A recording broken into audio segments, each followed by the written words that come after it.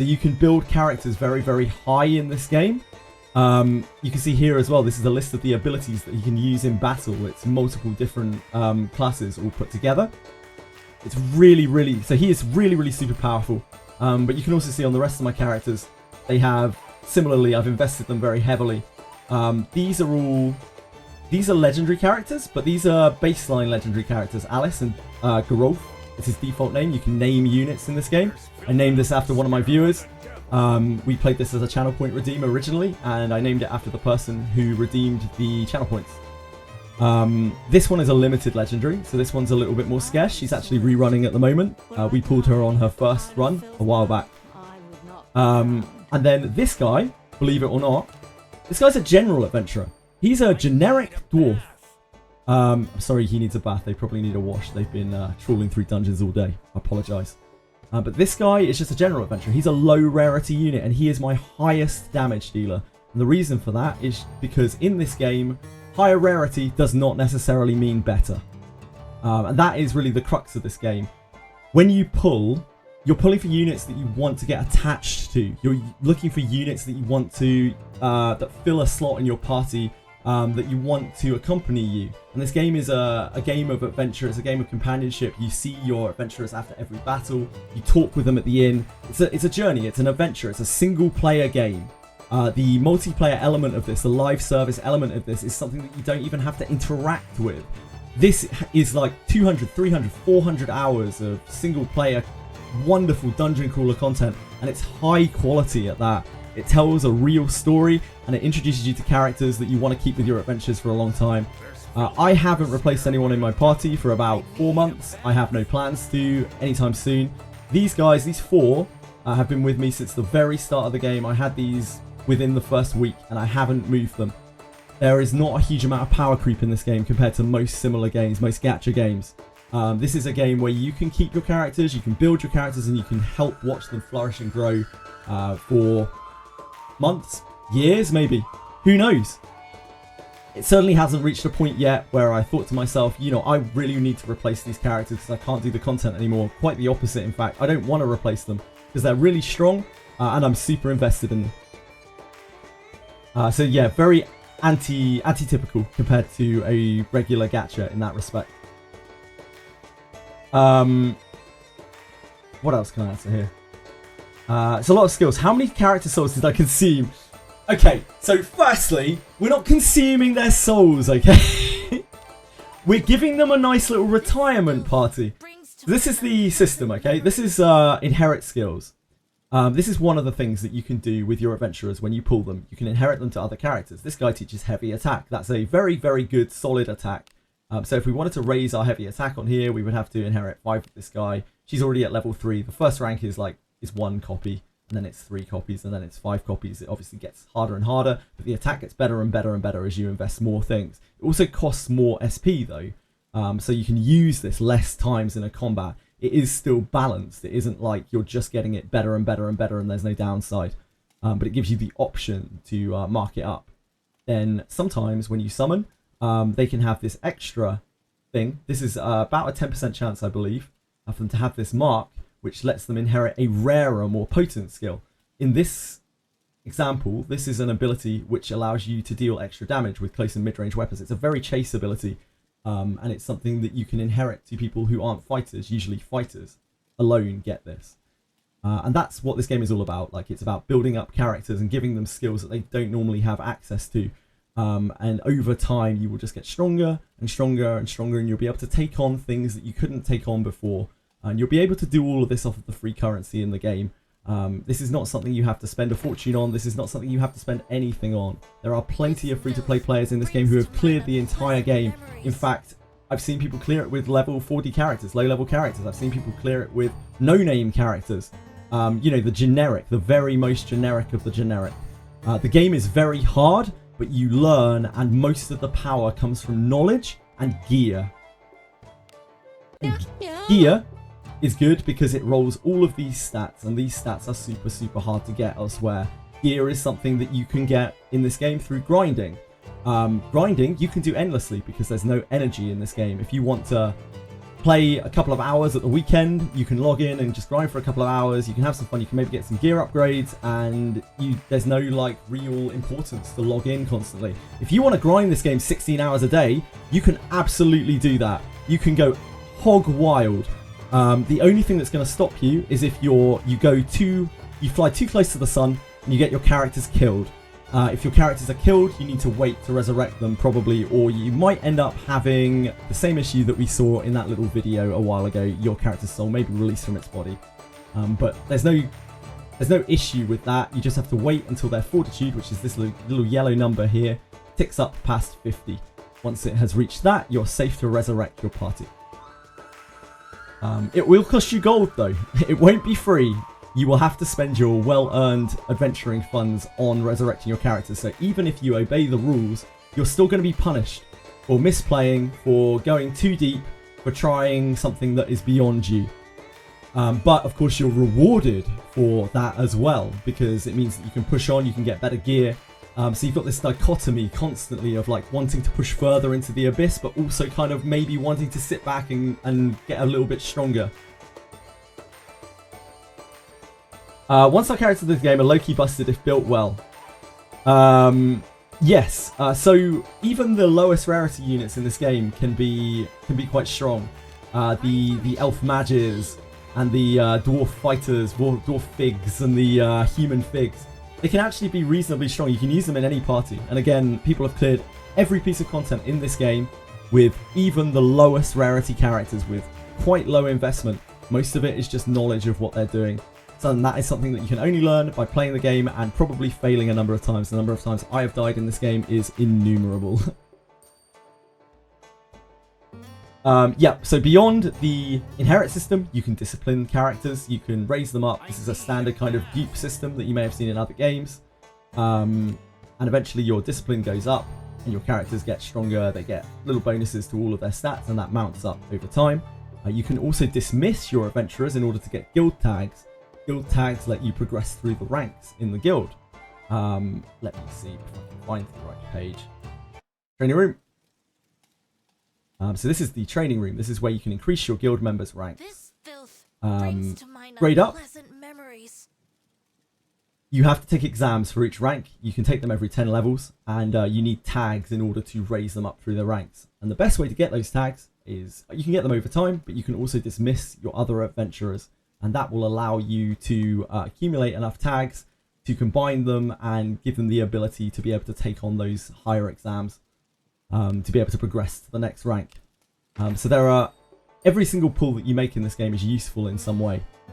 The rate of legendaries in this game is also very high. You wouldn't believe it from watching Lobos earlier. He had some terrible luck. But it's 5% to get a legendary in this game, which is extremely high compared to most gachas, from my understanding at the very least. Adventurers are like flowers. If you water them with love, they'll blossom into things of beauty. That is a beautiful way of putting it now. But I think that paints the wrong kind of picture of these adventurers. These guys go into dungeons, they get dirty, they get covered in blood. The game is honestly pretty gritty, and the storyline reflects that. Understood. Flowers, maybe not. Maybe like hardened, wizened oak trees or something like that. The inherit skills are insane. Yeah, the 1-stars, all of the, every character in this game has a different skill. Most of the inherits are the 1-stars. They all boost your basic stats. You can inherit them to anyone. Most of the other characters, the general characters, they will give you skills that you can actively use. Yeah, any questions at all, please let me know. Otherwise, I'm just going to press on and go and fight some stuff, and you can see what like some of the later game content of this game is like. Yeah, please do ask. Don't be shy at all. Interesting, I didn't know you could dismiss adventurers for tags. Oh yeah, you absolutely can. So to do that, you go into here, you go to adventurer list down here, and there's a little dismiss button, kind of hidden away at the bottom of the screen. You tap that, and you can dismiss any of your adventurers that are registered if you want to, but you can also dismiss any of your adventurers that you have not registered yet. You can dismiss any of these for tags. There are some recommendations for what to dismiss, but I won't go into that right now unless you want to specifically know. Morgus. I will try Morgus later on. I will show you exactly what happens when you take on something that you are not prepared for in this game, and it will not end well for me, I can all but guarantee. The dailies in this game, anyone who's familiar with gachas, they look like this.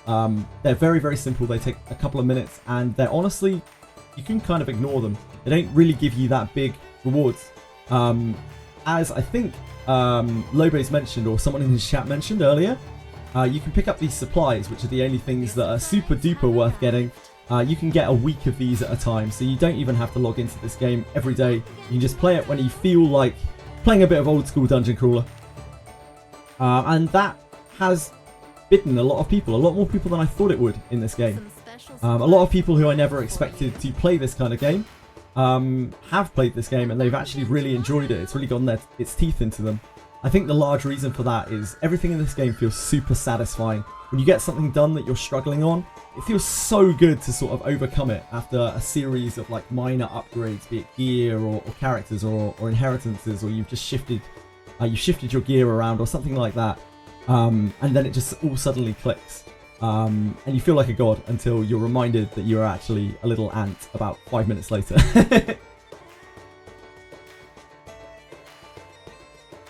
Yeah, please do check out the link. It's obviously free to play. There are microtransactions in this. It is a gacha game, but you can ignore them completely. There is, in fact, very little intrusion at all. There's very little intrusion at all. You can see here there's like nothing popping up on my screen or anything like telling me to purchase anything. All of the money is in here. And I have spent money on this game. I don't regret it in the slightest. Because I've got a lot of enjoyment out of this game. And I've been able to showcase things on the stream for lots of people. As always, you know, everything in moderation. There's no reason why you have to spend on this game, but if you wanted to, there are plenty of packs that you can buy to give yourself a boost in the game, or seek out something that you would want to. There's also a website you can visit. The website, by the way, also gives you free gems every week. You can find it here on this link. The first time you go here, you get 800 gems for free. You can claim another 50 gems every single week from here. You don't actually have to purchase anything to do so, but that is where you buy the gems if you are of a larger wallet size and want to really, you know, show off your wealth through the game, as some people do. That is a big thing in gacha games for some people, of course. But you do not have to at all. You really don't at all. This game is totally playable as a single player experience. You can clear everything in the game. You never, ever, ever need to pay on this game. 800 buckaroos! 800 gems. No, it's only 800 gems. Right, so I'm gonna go and I'm gonna play through, I think, to the Doll Boss. I think people wanted to see Doll Boss. So I'm gonna need to wheel for this. This is a really interesting mechanic in this game. It's something that I haven't seen done in really many games because it's incredibly ambitious. There's a lot of time traveling stuff in a lot of games. But this is something else. There is continuity on all of these things. You make all of these different choices on each of these checkpoints, and it vastly changes where your playthrough is. And you can go back and alter these at any point and travel back in history and do something over and over and over again to try to get different results. There's so much content, like you will generally have to play through the abysses multiple times. To see different outcomes, to see the different ways characters interact, to save characters from their untimely demises. It's incredible that they've managed to get this into a gacha, let alone a dungeon crawl, let alone a single player game. This is hard to do, and they have actually pulled it off. It wasn't without its bugs to start with, but they've ironed out a lot of them now. So to do what I want to do here, we're going to try to take on a boss, a specific boss. We need to go to, Ghosts of Yore, I think. That might be the checkpoint after it. We're trying to fight a specific boss called the Doll. We affectionately refer to it as the Doll. It's known as one of the real blocks in the game, one of the real gatekeepers of this game. The reason for that is because she doesn't really obey the mechanics of the game. She doesn't treat you like every other boss does. She doesn't care about your stats. She doesn't care about what you're doing to her, particularly. She just wants to charm and confuse you. She wants to inflict you with the most horrible status effects in the game. And they are the great equalizer. It doesn't matter how strong you are. If you get charmed and you can't answer it, you are going to chop up your own party members. And I might be able to demonstrate that in a second. I just need to make sure that I've gone to the right point. It's been a little while since I've traversed back here. It's the one above. Oh, no, we might have to go up from here, right? Yeah, we have to go up through here. Yeah, it's fine. So we're going to have to go through the 7th floor. You're going to see a little bit of Garda Fortress. This is the 3rd Abyss. This is the most recent Abyss they've released. This is some of the harder content in the game. We're quite strong now, so we should be able to cruise through most of these random encounters. But this place, when I first came through here, I died so much. So much. I was out of action for days, just trying to regenerate my flames. And this boss kicked my ass repeatedly. And I think a lot of people in chat probably feel the same way. So we have Lanavel. She is a fighter right now, but she's mainly a knight. We've just class changed her. She is a very defensive character. She's this royal princess of the Lost Kingdom. All of the characters in this game died, and that's how you bring them back. I will show the summon animation later, although you probably already saw it on Lobos' stream if you watched that. We have Benjamin. He is from a mountain. He is from a mountain tribe of dwarfs who overcame a giant monstrosity monster after it killed his father. That's one of the storylines that we have looked at intensively. We're obsessed with Ben. We love Ben. We also have Alice. She's a dark maiden of Agora. She was a cultist, like, princess almost. She murdered her family when she was young. And then she took on this cult. She took on this whole cult, and they all became disciples of her. Oh. What a great showcase of wizardry. This is what happens when you're not paying attention. We just got petrified. We got stoned to death. We were fighting Gorgons there. I wasn't paying attention. And they breathed stone on us. I was autoing. I was chatting. Because we ended the battle and we had stone on us, we died because we were stone statue. We were no longer alive. So, yeah, you can see straight away, even when you are this deep into the game, if you're not paying attention, you can absolutely die at the drop of a hat.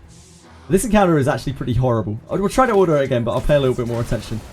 Agora took over her body. That is the dark god that she worshipped, to try to take her soul, and she had grown so powerful.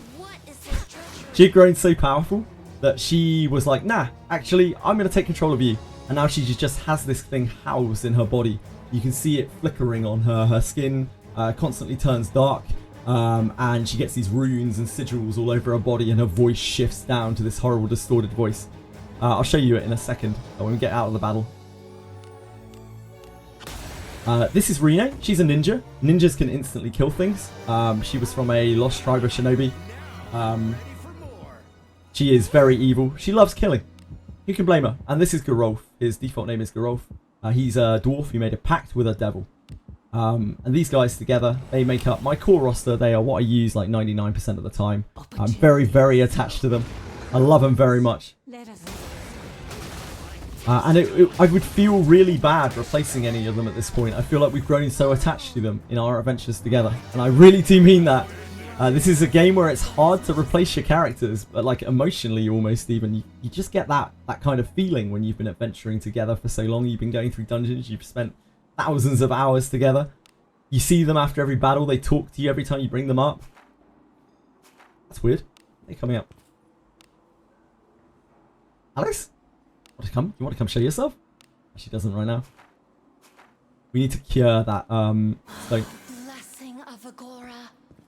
Is it not treasure? These are treasure chests. This is the little mini game. You may have seen this earlier as well. When you try to open chests, you have to do a mini game. You have to do a quick QTE. If you don't have an high enough detect, you can get caught by the trap immediately. And if you don't have high enough disarm, you'll probably fail it. It's rough. The traps in here particularly, I don't have a thief right now either, but the traps in here particularly are especially dangerous. They can drain your trust with your adventurers. They can make your adventurers hate you. They can turn you to stone and instantly kill you. This is a watcher. These things turn and face you. They chase you if they see you. And we're just going to fight them just to show off what they are. But they're like super pumped up enemies. And these should be quite easy for us, this set. But there are lots of watchers that are not easy for me even now. Cyclopses, these big giant things. Very scary. And vampires as well. Terrifyingly difficult. We are nearing like the upper floors of Garda, but we're not quite there yet. So you might get to see them a little bit later. These ones are relatively quite tame. Hi Lena, how you doing?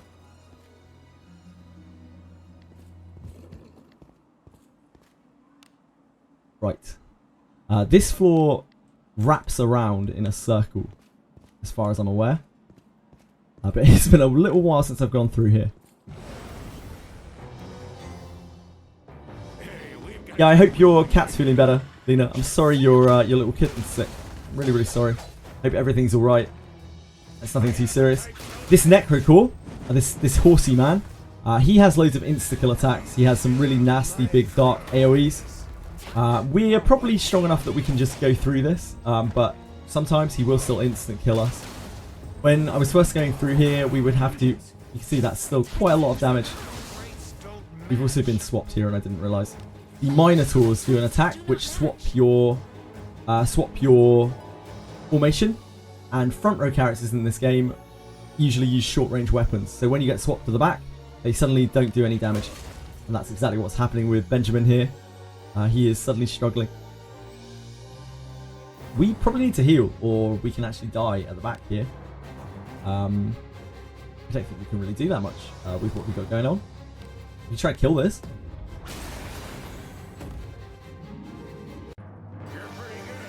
You can see there yet again, this stuff is still not easy for me, even now. It's still extremely, extremely difficult. Right, where do we have to go from here? Is it this turning? Heal these guys back up so they don't get one shot in a second. And then we will swap these guys back so they're in the right formation. Minotaurs basically do a flip where they swap the columns of your characters. It also hits really hard. I can still get killed by Minotaurs now if I'm not careful. They can just hit me and kill me just kind of straight up. Mobs can sure hit, which is kind of critical hits from other games. Just like you can in this game. And you will get caught by it and you will die to it. I can absolutely guarantee you.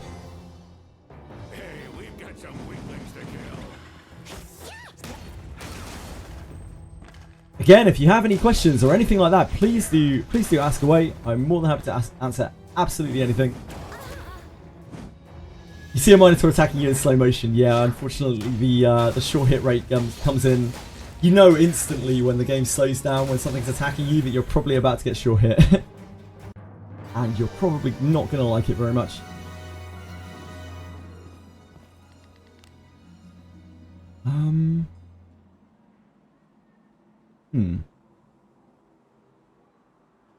There's a way through here. It must be down there.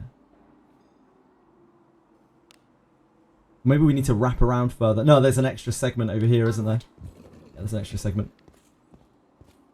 This floor is an absolute maze, as most of the places are in this dungeon. Ah, yes. This is a sentry. This has just spotted us. In this place, that means the corrosion increases. And the corrosion is fueling the greater warped one, which is the big scary demon thing. It's ahead of us. That is the thing that is making this place so messed up. I think this heals us. One of these heals us. It's been a little while.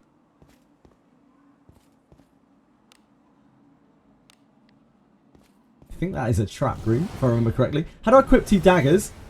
You need to be a ninja, and you need to be level 25. You need to have the dual wield ability, Ivansky.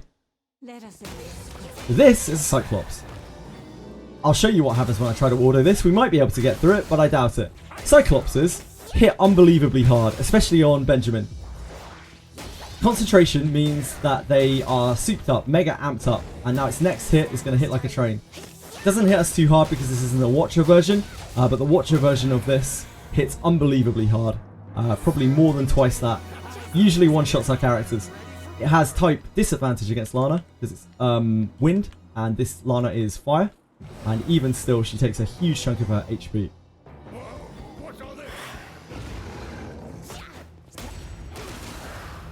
Yeah, if you get to level 25, Ivansky, you shouldn't have any issues equipping daggers.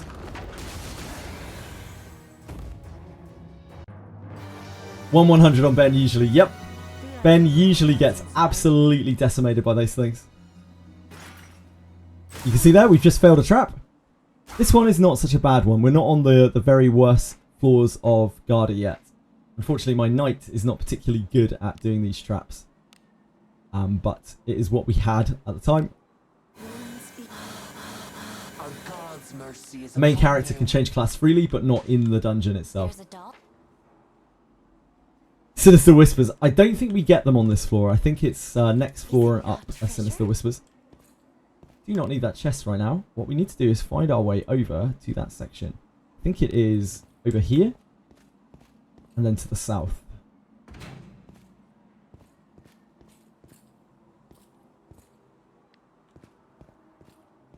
Garda Fortress came out a little while ago now. This place took me probably about, even with quite large streaming hours, this took me 2 or 3 weeks to clear through to really get everything out of. It's a rough place. I died so much on every floor.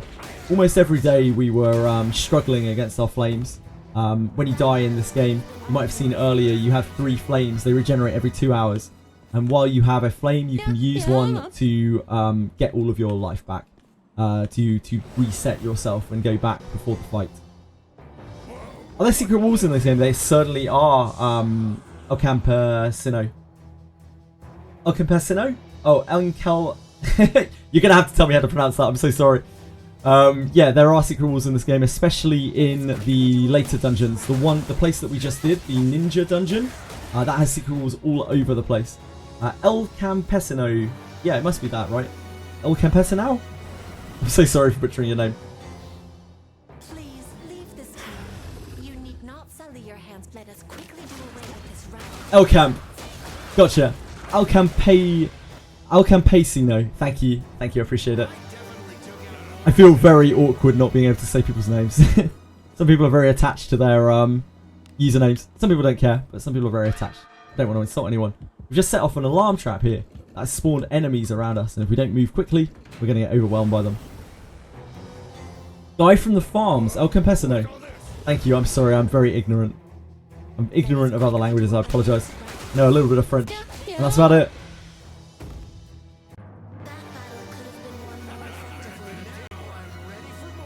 Sounds close to Elman. A W name, indeed. Indeed, indeed. As you can see from my follow alert, my follow alert is Amelia. Most of my alerts are actually Wizardry themed, just in case there was any doubt that I have played this game for a while, and we love it. We have a decent community here. We talk about it a lot, we share tips, we try to pull each other through. We try not to push each other down in this little community. We try to pull each other up, because that's what you need to do in this game.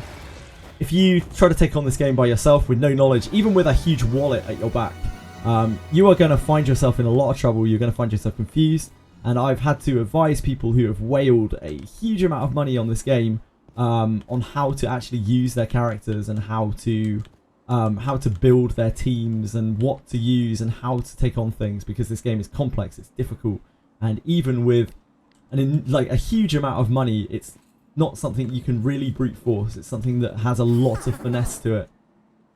Voices out here? So that's the creepy doll that we're coming up to. We're almost at it now. I've managed to find my way through the dungeon. But there's still a few things in our way. There's still a watcher here. Yeah. When I was clearing through this for the first time, I couldn't fight all of these things. Oh, I don't know what we do here now. Ignore? Ignore seems pretty neutral. When you make those dialogue choices now, they can shift your alignment, your personality, the nature of your character. We like being neutral, so we want to try to stay neutral, which is why I'm trying to pick neutral responses. When I first cleared through this place, it was so dangerous. I couldn't fight any of these. I couldn't fight anything like this. I had to avoid every single thing in here. It was like I was playing Metal Gear Solid. And a lot of people have the same experience in Garda Fortress. This place is so scary. Usually with these watchers, you have to wait for them to turn away, or you have to lure them out. I'm not sure if this guy will follow me. I'll try and demonstrate here. This is really fast. I might not be able to make it past it. No, I don't have the speed of the fountain. Unfortunately, we've got to fight this. I think I might have had to fight this the first time too. I don't think you can really pull it out. I think it's too fast. Yes, God Tier Traveler. As of yesterday, you can change your personality through interacting with enemies and through making dialogue choices in chat. In game as you are playing through the story. And to do so, you pick the good options or the evil options. The way that we believe that it works, because it's not an open source system, we don't know 100%. The way that we believe it works is if you think of good being 100, like 75 to 100 on a scale of 1 to 100, of 0 to 100. You think of evil as 0 to 25 on that same scale. You think of neutral as everywhere in between. Your choices will shift you up and down depending on how evil or good they are. And if they're neutral, they'll probably keep you, roughly where they are, or they'll drag you down if you're on one side of the spectrum. Careful. Now, I think that sentry... Oh, God. Might get to see another trap in a second. Good job. These get incrementally harder based on how high or low your disarm is. My knight is not particularly good at disarming traps, unsurprisingly. A tricky one. Yeah, you can change your alignment now. This is the doll. This is a wonderful creature. It's time for tea. I've brought some exquisite tea leaves.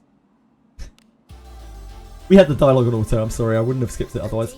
But this is the creepy little doll. She's very unassuming. She doesn't look like she's very much, but she is one of the most terrifying things in the game. We know players who have been stonewalled on this boss for weeks, months, and this is not a boss where gear or money really fixes it. You have to use strategy on this boss. Unless you are so obscenely powerful, like so far past it, which I don't even know if we even are at this point, that you can just kind of really brute force it. It has about 11,000 HP, and dealing that much damage in a short period is not very easy. The reason why this boss is so disruptive is because she uses some terrible status effects. So what we're going to do here is we're going to buff a resist buff. This is a buff that you inherit from Redbeard, who's a legendary adventurer. And he allows you, when you inherit him, he gives you the ability to use his unique buff, which gives attack power and resistance to align. Resistance is hopefully going to help us resist what this doll is going to throw at us. Resistance is not a lie. Anyone who tells you resistance is a lie doesn't have any idea what they're talking about. Resistance is a mitigation tool. It isn't something that's going to give you immunity to effects, but it's going to help you resist them. And there's a big difference between 2 members of your team getting charmed and 6 members of your team getting charmed. Renee is going to do the same thing. She also has Redbeard's inheritance. We're going to try to get this resistance buff up, and we're going to hope that it's enough for us to be able to fight this thing and not get too charmed out of existence. Particularly Benjamin here, if he gets charmed and we don't have an immediate answer for it, we are absolutely screwed. He will one-shot anyone on my team when he's charmed. We are going to use this ability called Full Power Strike. This is a fighter-specific ability. Only fighters can use this ability. You can think of it as like a charge-up attack. For the first turn, it's not going to do anything.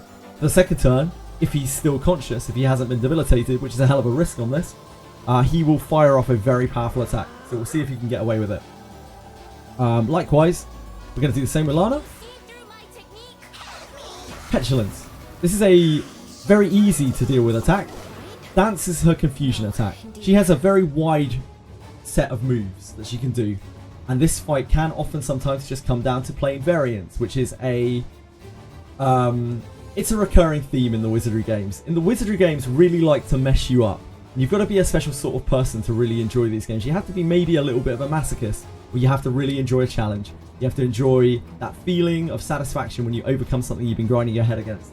And sometimes in some of these fights, it does come down to RNG a little bit. If we get really lucky here, she won't use her charm attack. Confusion, though, is pretty bad by itself. Gerolf here has the priest subclass. So Gerolf is going to, instead of hitting stuff with a big spear like he usually does, he is instead going to use his priest abilities, his subclass that he's tapped into. And he is going to use this to purify one of these. Our choices here are Renee, who's a ninja, and our main character, who's currently a knight. Knights have the ability to recover from status effects at the start of their turn. It's random, but it might happen. Also, he's less dangerous. Renee can one-shot us. Ninjas can, when they hit something, they can critically hit them and instantly kill them. You have so much energy today, I thought this stream was pre-recorded at 1.5 times speed or something. I'm doing my best today. I'm doing my best. It's really late here where I'm at. This is not a particularly high energy time. We've been streaming for 12 and a half hours and it's midnight, but I'm doing my very best, so I hope it's coming through. I'm glad to hear that. Thank you. I have caffeinated lime juice. Nope, just good old lime juice. We have Alice here. He did recover from his ability, which is fantastic. And we are going to, I guess, go on the offensive. We're going to use Battle Breath, which is one of the best debuffs in the game. This is going to slow her action speed. This is a hypercritical thing that you want to use on most bosses because it has either a very low resist rate or no resist rate at all. It will apply to basically everything. And this will slow down the amount of actions that it can take. It's like slowing down someone's turn meter in Final Fantasy. With her, she is just going to take her regular attacks, which is what ninjas do best. She's going to be attacking with her main hand and her offhand.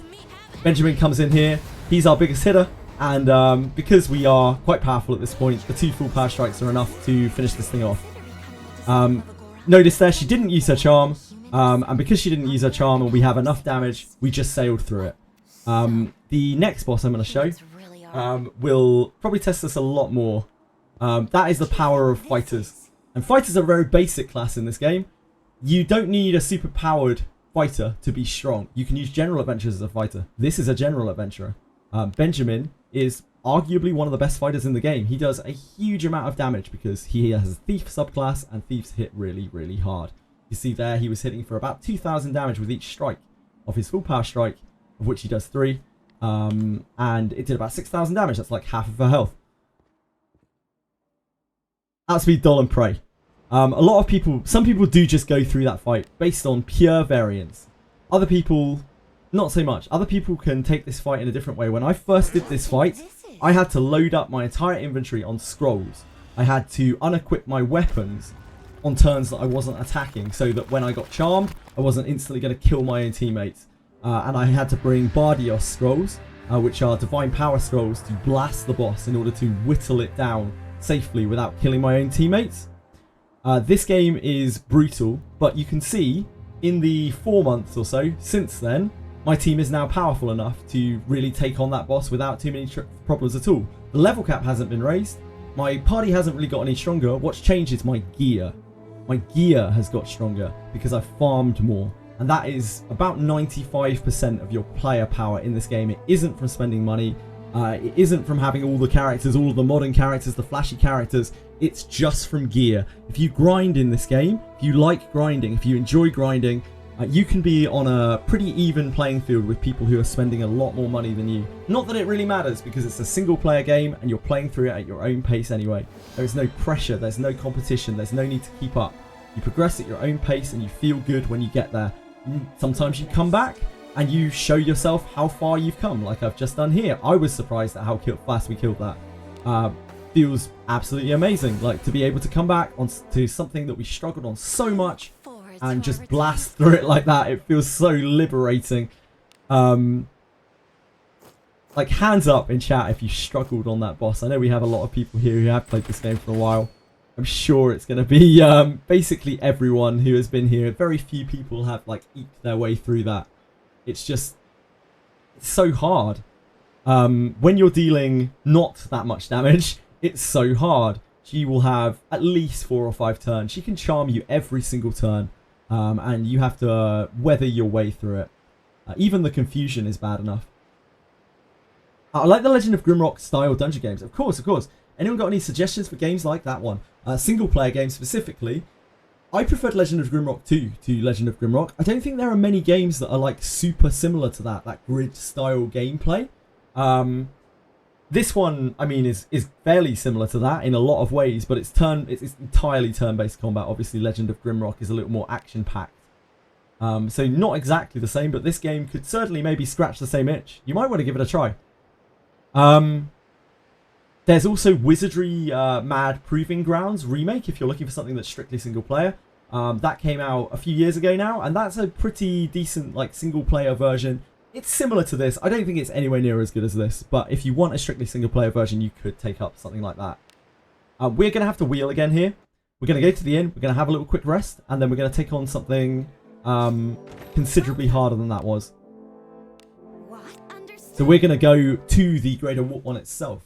You might remember I was saying that this thing is fueled by the corrosion that is spread through Garda Fortress. And we are going to try our very best to take this thing on when it has all of the corrosion held inside itself. And thus it is at its most powerful. I was only able to clear this just very recently. And it's a very interesting fight It has some strange mechanics to it, which really set it apart from the other bosses in the game. Something that you need a lot of damage to be able to push through. You don't need to do this to complete the game, to clear all the game's content, to see all the game's content, but this is one of the many specific little challenge bosses, like super bosses if you will, that are scattered throughout this game. Because this game has so much extra stuff that you wouldn't ask for, stuff that you wouldn't really expect in this type of game, that's scattered around, and a lot of it is very hard to do. It's something that you can constantly aspire to. We're going to show you something else towards the end of the stream that I still can't do now. It's still way beyond what I can do. And if you didn't like me cruising through the doll, you're probably going to love me getting absolutely obliterated by the character in question. Right, so we've rested. We are good to go. We can head out to... We need to use the cursed wheel again. I think we triggered a sentry, right? So we need to trigger this back. Yeah, we were spotted by this sentry. So here we're using the cursed wheel to change the course of history, because we've done this before. We've done all of these choices before. We've played through this quite a few times.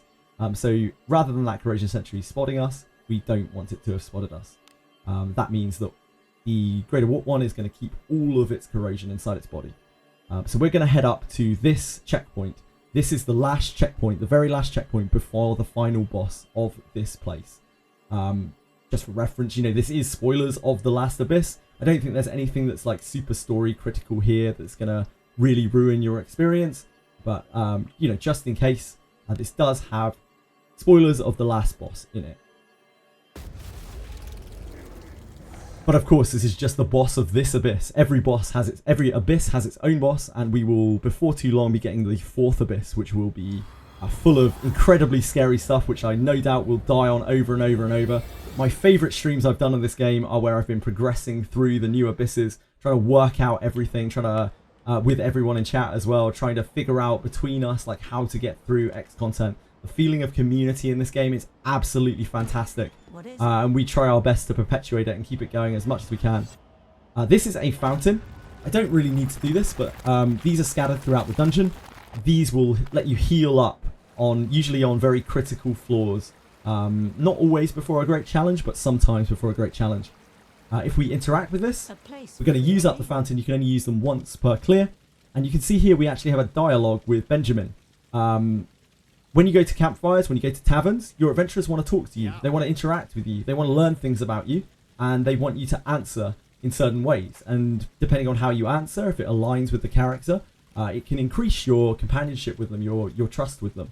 And if you say something that's really against their alignment, against what they want, then they're gonna, you know, they're not gonna care for it. They're gonna dislike you. They're gonna grow to dislike you.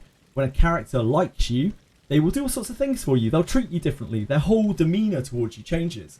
They'll start treating you much nicer. They'll treat you with more respect. They'll take traps for you. They will stand in front of traps and be like, "Don't go there. Wait, stop!" And stop you from treading on a trap in a dungeon because they can see it and you can't. And eventually, with some of the characters, it will unlock their companion quests. And when you unlock a character's companion quest, you can go through a segment of storyline. It's like a personal story with that character, and you can grow even closer with them. You can experience a journey which will forever change them. For instance, here, Geralf, after his, without spoiling too much, after his companion quest, he gets these flaming hands. His eyes change colour, and that is because he has taken on this new power that he gained during the story. It doesn't have any kind of gameplay impact. It's not mechanical whatsoever. Nobody would know if this kind of stuff wasn't in the game. Nobody would have asked for it, but the fact that it's here is so good. It feels amazing because it feels like you're actually in an adventuring group and you are traveling with these characters. You're getting to know them and you are flourishing with them. You're growing stronger with them. So what do you want from your bond mates? I'm guessing for Benjamin, this is probably going to be strength rather than intelligence or looks. I can help you with. I won't lose to anyone in a contest of strength. You actually won't, Benjamin. You're an absolute beast. Till such a time as we part, I will wield this power for you. I'm Ben, nods approvingly. The reason why this guy is called I'm Ben, why we've nicknamed him I'm Ben, by the way, is because when we summoned a bunch of copies of Benjamin to build this Benjamin, he says, I'm Ben, over and over when you summon him. I'm Benjamin, and because we were spamming through, it became a bit of a meme, as we just heard, I'm Ben, repeated about 30 times. So on this floor, we need to make our way all the way down here. This is where the boss lies. The Deborah one is also pretty cool. Yeah, it's really cool. I guess it's not really too much of a spoiler because I'm not telling you what happens, but Deborah is this masked thief.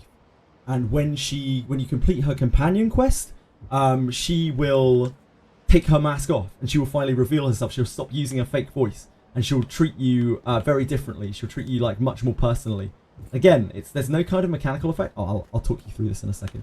There's no kind of mechanical effect, but it's just a thing that you can do, and you don't have to do it. You could keep her that way if you wanted to. You could keep her original way, or you can do this little companion quest. And through it, you can change the course of her history forever. And she will stay permanently changed with you. You can now change their looks back if you want to. But it's just something really, really nice. It's this really special interaction in the game that most games wouldn't bother with. Whether they be gacha or dungeon crawler or whatever. So what we're doing here is we're avoiding these sentries. I'm treating them like I would if we were weaker. This is how I got through this. It's like a horror movie, the top of these floors. I'm going to wait here to see if the light shows from the one that wanders back and forth here. I had to learn all of these paths. We're going to just wait for that to head off before we head down here. We really don't want to fight those things. Even now, those sentries can kill me quite easily. They are terrifying. These are top floor sentries. These are things that you're not meant to fight. They are dangerous. You are encouraged to avoid them. Everything in the story tells you to avoid these things because they are so dangerous. So again, we're going to try to ignore these and just try to move past them. Sometimes it won't work. Sometimes they'll drop something. Sometimes they will just leave. In this instance, we found ourselves a treasure chest. I'm going to try to open this. God help me.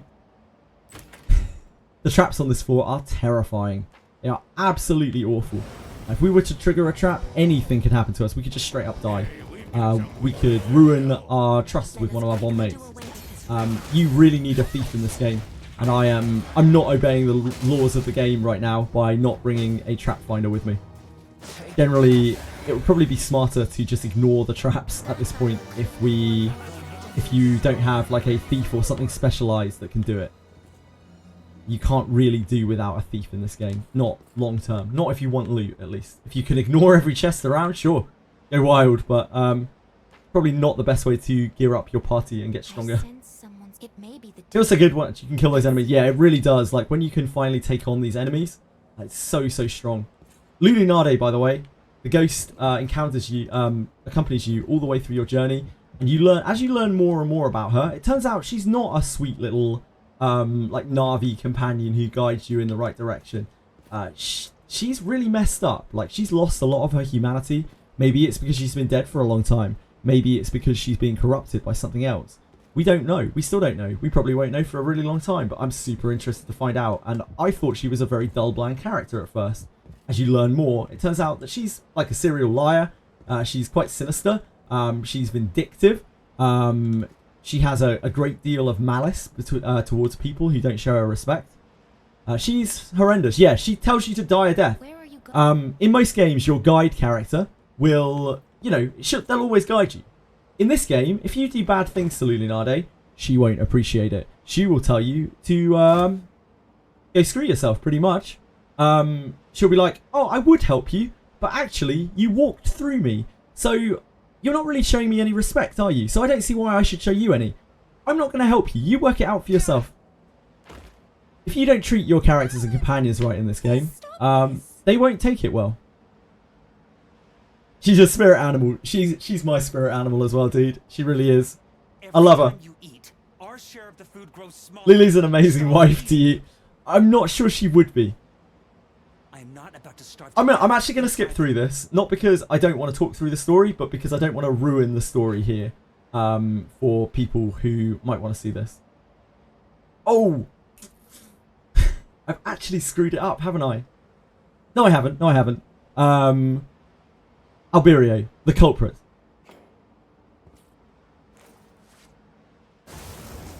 I thought I had to redo something. Oh, no, I did. I did screw it up. That's the wrong person. Oh, my dear God. I'm so sorry. I'm so sorry. We're going to have to cure that. Okay, hold on. We'll go back into it. That was a trial run, okay? That was a trial run. I did that the last time as well. I never learn. I never learn. It's because I skipped all the text. I was like, yeah, the culprit. Obviously, I want to name the culprit. But actually, I just gave the evidence to the culprit.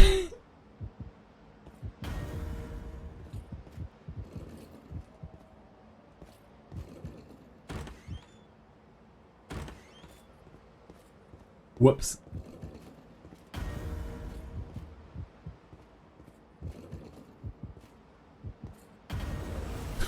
I can get past there. Okay, you're going to see what the top floor sentries are like. This is an archdemon. This has unbelievably high magic damage. If we're lucky, it will just use its physical attacks. But we might not be. So we're going to use Prayer of Rebellion again. We use this in a lot of combats. It's just going to buff our attack, it's going to buff our resist, it's going to stop us hopefully from getting messed up while also helping us kill. We're just going to try to bust through this as quickly as possible. This is Astral Break. This is a earth-based attack. He is very good with earth-based attacks because he is an earth type. And this will help him just push down this stuff very, very quickly. Oh, I feel so stupid. I'm so sorry. We will quickly get back and come back. Don't you worry.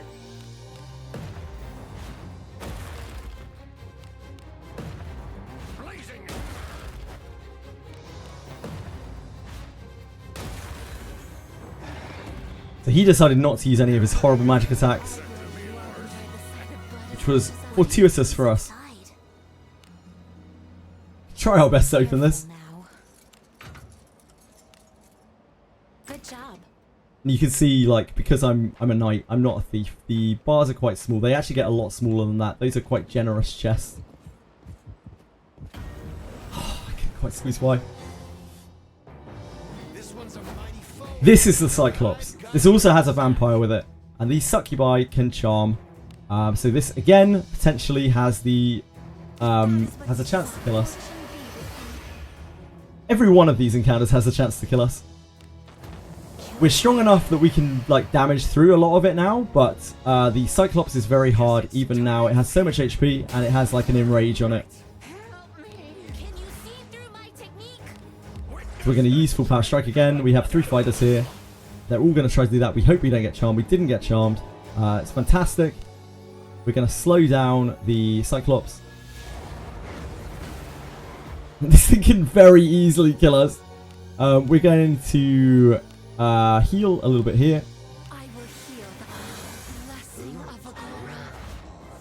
That is a sleep, I believe. We resisted there. We're having some good luck on the RNG. I'm going to use Rene because she's using kunais, which are a long-range weapon, to try and snipe out this succubus, but it can't charm us. And then I'm going to Full Power Strike with these guys. Try to push down this and hopefully not extend it into concentration. But I have a feeling it actually will, especially after that huge crit. So we need to stop it from acting now, because if it acts, it will probably kill us. So we are going to try to delay its turn. We're going to do that with delay attack. That has slowed it down. It did land, so it slowed it down the turn order. So we live to fight another day. That's this thing. When you're not as strong as I am right now, you have to use all these tips and tricks constantly to be able to get through these fights. It's really not that easy. These things I couldn't even begin to fight the first time that I cleared through here. It was terrifying. Best fight in the game. What? Cyclops? See my kunai? I will show you my kunai, sure. What is it, my lord? My kunais are here. This one took us about 21 days to farm. These both took us 21 days to farm. That was how long it took us to farm these kunais. They are extremely exotic weapons. We farmed them on stream over 3 weeks. Some of the drops in this game are extremely, extremely rare. And they take you a long time to get to. We are going to take the portal out of here so that I can make up for my horrendous mistake. Again, if you do have any questions about the game or anything like that, or you'd like to download the game, you can check the game out here. It's on Steam. The Steam client is extremely stable. That's what I'm playing it on right now. It's also available on mobile. It's available on the Google Play Store and whatnot, Apple Store, and it is apparently as good on mobile. Although I have not played it on mobile myself, other than a little bit here and there. I don't think I've had the full experience. So this is going to portal us back, and we are going to be able to get out of here. There's a chest right here. Do as you will with We don't what's need that inside. chest right now. What is it? I need to return. I need to fix my mistake on the wheel, and we will quickly go back and we'll all act like nothing happened, because I definitely didn't make a very stupid mistake. See, Gerolf wants to speak in the inn there. I'm not going to show that off right now because we're just trying to do this. I'm going to rest at the inn. What? Sorry, he wants to go to the tavern. You can go and have a drink with him. In fact, we can show that off quickly. It's kind of a cool thing. It's a real, like, team building thing.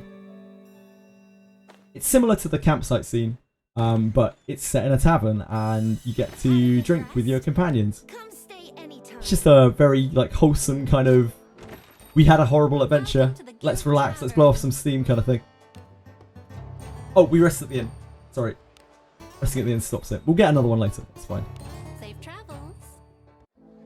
Doing everything out of order. My apologies. It's as gloomy Right, as so always. we need to curse wheel again. We made a slight mistake, a small lapse in judgment, and that was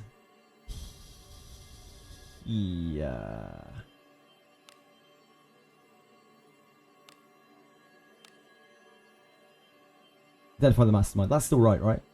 What's just about that resolution? Identify the mastermind. I may have picked the wrong place there. Just wanted to make sure that the curse wheel was set up properly. Did we go to Triumphant? Yeah, we went to Triumphant. So we need to go back to the checkpoint just before that.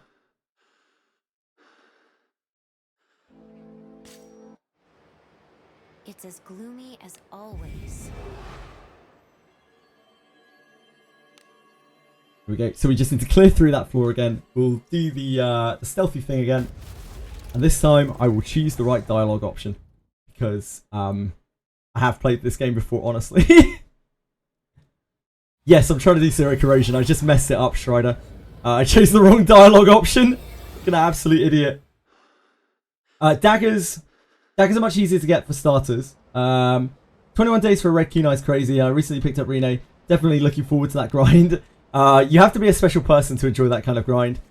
Daggers are much easier. Kunais are just extremely exotic weapons, and it's clear that the designers wanted to keep them that way. It's the same with katanas as well. They're just extremely exotic. We have swiftly dodged Cyclops. We're just going to wait here for a second for this to show. We'll see the light, and once it turns, we know that we can push through. Yeah, rare gear is something that they have definitely experimented with in this game, and you know, it's not for everyone. Some people want to get everything. This is not a game where you get everything. This is a game where there's so much stuff that I don't have that would take so long to grind. It's important that you aim towards the things that you want to aim towards. Yeah, you can get loads of daggers in Lebican Prepare to Cry. Absolutely, it's incredible there for daggers. Unfortunately, you can't get staves in Lebican. Lebican is a recent area that came out attached to one of the story NPCs. And you have to clear through and ally yourself with these mountain elves. And in doing so, you have to clear out a whole bunch of magical nasty beasties. And it's one of the best farming spots in the game, currently. Oh, yeah. For people who do not know, there are a lot of places you can grind in this game. There's a lot of choice. It's not a matter of just going to one place and it being the de facto best spot. It depends what you're looking for and what you want it for. And how powerful you are, whether you can take it on. As farming efficiently in this game is probably the most important thing. Sometimes lower grade gear ends up being much better than higher grade gear just because you can farm a lot more of it and you can get better stats on it. We're going to step into mediate. Once again, I'm going to skip through this, but I'm going to pick the right dialogue choice this time. Someone is there. Someone appears to be there. You made it this. Oh. Crap, we handed in the thing, didn't we? Ah, I've really messed this up. We handed in the evidence to the wrong place and he burnt it. Ah, okay. Okay, let's not worry about it. Let's do what we can do. I'll show you the Greater Warp one. I wish I could show you Zero Corrosion, but I've actually messed it up because I'm very, very stupid. We'd have to go back and fix it to go and get the pieces for it. Absolute stupidity. I'm so, so sorry. But we can still play out the Greater Warp one. I can show you what this boss is like. It will be on low corrosion rather than no corrosion. So it won't be something that will probably be too much of a challenge, but I can show you the mechanics of the boss. And you can see that the boss design in this game varies quite vastly. I feel absolutely terrible, but there's not too much I can do. It would take too long to fix it. So we're going to show him the letter. Greater Warp one.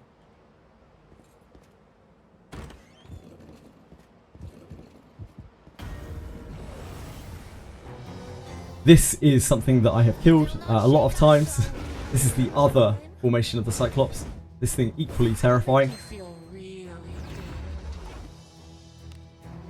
Yeah, I'm sorry everyone. There is still some more interesting stuff that I can show you, but unfortunately I have been a fool here, and I have made a very rudimentary error in my tiredness. I apologise. But there's still plenty that I can show you. Do not worry. So hopefully here, the full power strike is going to, the series of full power strikes is going to just kill this.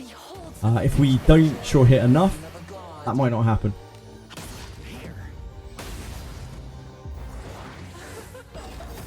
Abyss 4. We can see a potential sneak peek of Abyss 4. You can definitely take a look at that. We don't know if it is Abyss 4 or not, but it is a it is potentially a sneak peek. There are a lot of Easter eggs in this game, and that is one of them currently.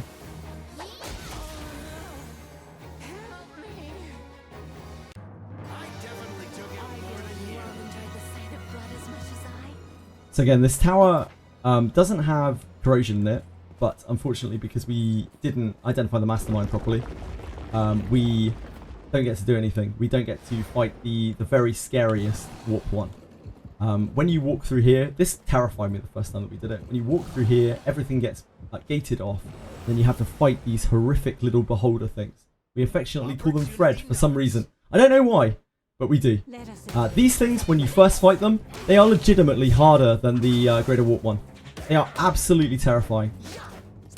That fade out blackness is a bug that sometimes happens in this area. Don't worry about it too much.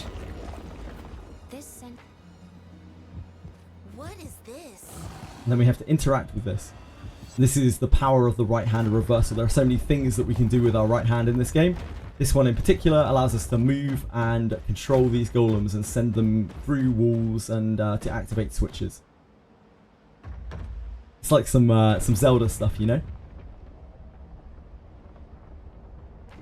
It's zero but not resolving the mastermind. When you don't resolve the mastermind, you don't get the full boss.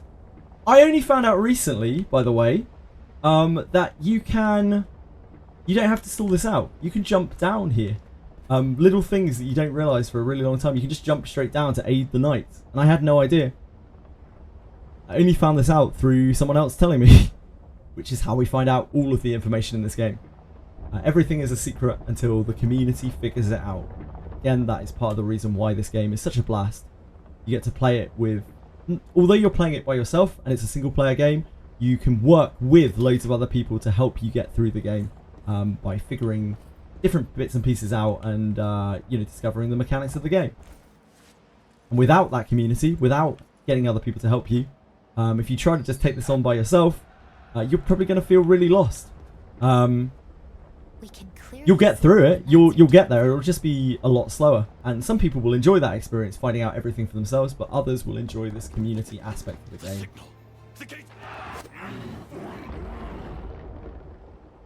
Yeah, crazy. Crazy Nighthawk.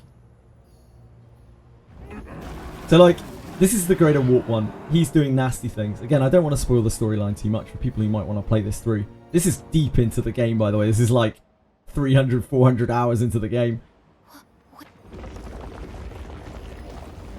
We are getting penned in. If we move about here,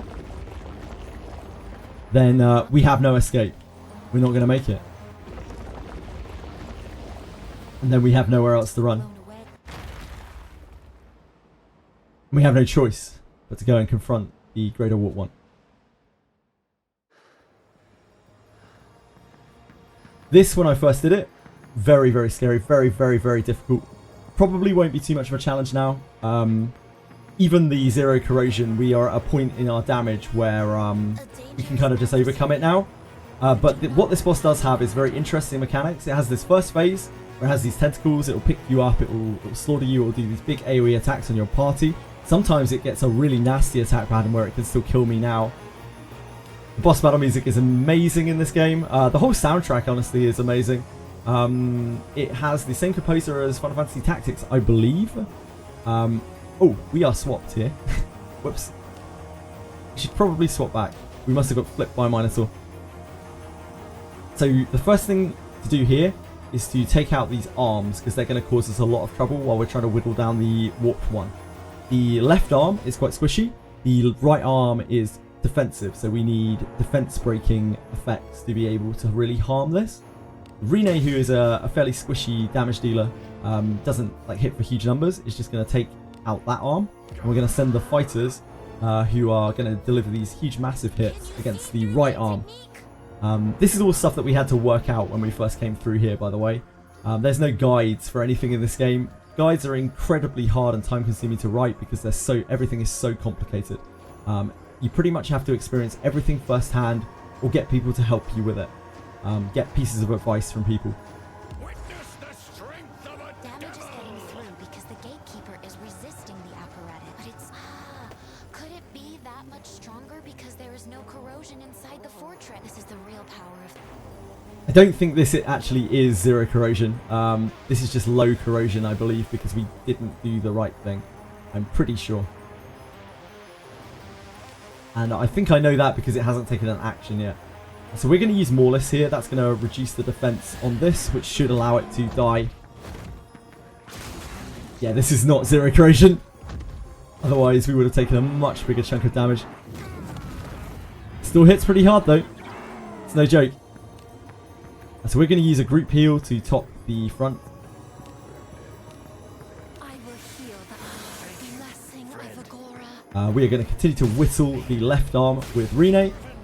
Yeah, this is not zero corrosion. These have probably double that amount of life. So he throws a golem at us, and we can use that golem once he is knocked down to deal a whole boatload of damage to him. And that's why this fight has really interesting mechanics. This whole fight is around like opening the door and keeping it open, because the moment the door closes, he goes crazy, he goes ballistic, he enters this rampage, and he slaughters your whole party.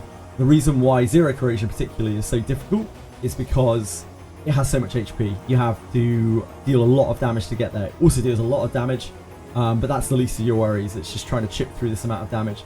Here we shouldn't have any problems hitting this. You see we have the option of right hand of reversal here in combat.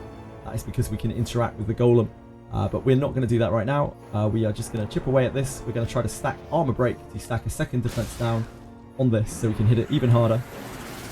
Unyielding Will is an effect which buffs up its defenses and strips all of its debuffs. So the debuffs I just applied have been rendered completely useless. That is what you desire. Ninjas have the ability to dispel these buffs with an ability called Dissipation, which we're about to use. So that is going to strip that away, but unfortunately the debuffs we applied don't come back. She still has a mace on. Yeah, she does, Waspy. Don't worry about it, it's fine. So we're going to just try to blow through this guy. We can't use the golem yet, so we're just going to reapply the Morlus that got stripped off a second ago. It's going to again reduce its defense. We can swap to the arcane staff since Waspy has told us that we are on a mace.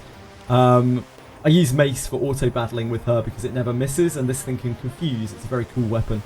But for boss encounters like this, you want her on a staff because that means that she is going to have way more divine power, way more magic power. She's going to be better at doing the things that you need her to do in a boss environment. We're going to use Battle Graph here to slow it down. Again, this is useful on basically every target in the game. Even though the evasion aspect misses, the action speed aspect will almost always hit.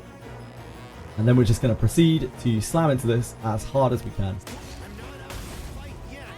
As you can see, this boss has a lot of surety resistance, which is stopping a lot of my sure hits.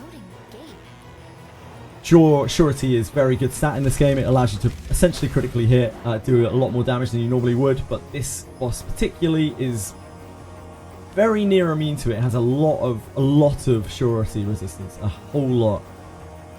I think it increases as its corrosion goes up, if I remember correctly. So now we can use the right-handed reversal to activate this golem, send it into this thing, smash it up, deal a whole boatload of damage.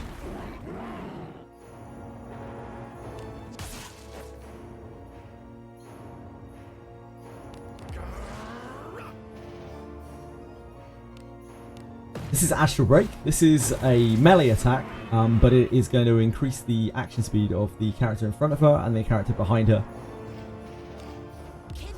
So it's still a very useful skill to use, even though she's not really a melee damage dealer. Witness the strength of a devil. We have Moreless, right? So we need Armor Break back up. We use level 1 just to conserve SP a bit. And then we're going to prayer back.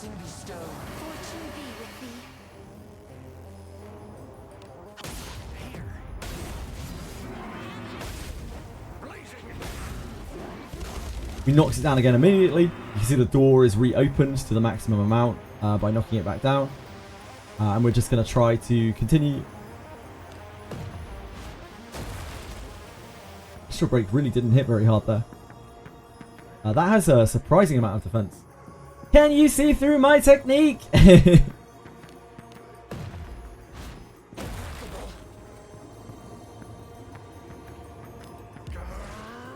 Full Power Strike is a particularly good move, not because it has the highest damage output, because it takes 2 turns to cast it, but because it's very SP efficient, and this is what makes fighters so good in this game. Fighters, again, the most basic class in the game, and probably the most dangerous.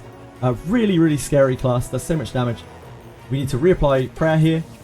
Make sure we have attack buff going. Not worth to target the heart. You mean the door, Strider? To hit the door behind it. Gonna just reapply Moreless. It's not worth it to target the door because you just bust it back open again the second you knock it back down, unless your damage is very low. The door is not something you need to bother with once your damage reaches a certain threshold, but you can target the door to bust it back open again, only when it's on the floor. Once it's standing up, you can't target the back door.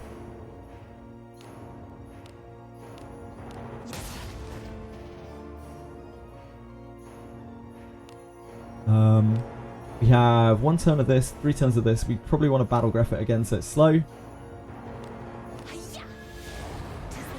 Yeah, you have to use a range attack or sneak attack. Something without range penalty. Yeah. So this boss has about maybe half or 2/3 of the amount that it has when it's on 0 corrosion. The fight is a lot harder and it has much higher stats across the board. Unfortunately, I didn't get to showcase that. I would have really liked to, and I'm so sorry. I just screwed it up in the heat of the moment. And in this game, again, when you make mistakes, the game punishes you. You have to go back and do things to remedy your mistakes. And I just don't have time to do that right now. Not within this segment. But we have other things that I can show which are probably more interesting than this. You're definitely going to get to see me die. I can absolutely guarantee it. In fact, you already saw me die to a random enemy pack that I wasn't paying attention to. But you're going to get to see me really die in what I think is one of the coolest areas of the game. Again, it's a very extra area. It's not somewhere that you would really expect for them to include. It doesn't actually really serve a purpose in the game. It's just there to build the lore. It's there to build the world, and it's there to be super cool and a place that you can optionally explore. It's hidden away really well as well. It's hidden behind a long quest line. The Heat Haze boots can go to what rarity? Can they teach 4-star or 3-star? I think you can get Fey Junk.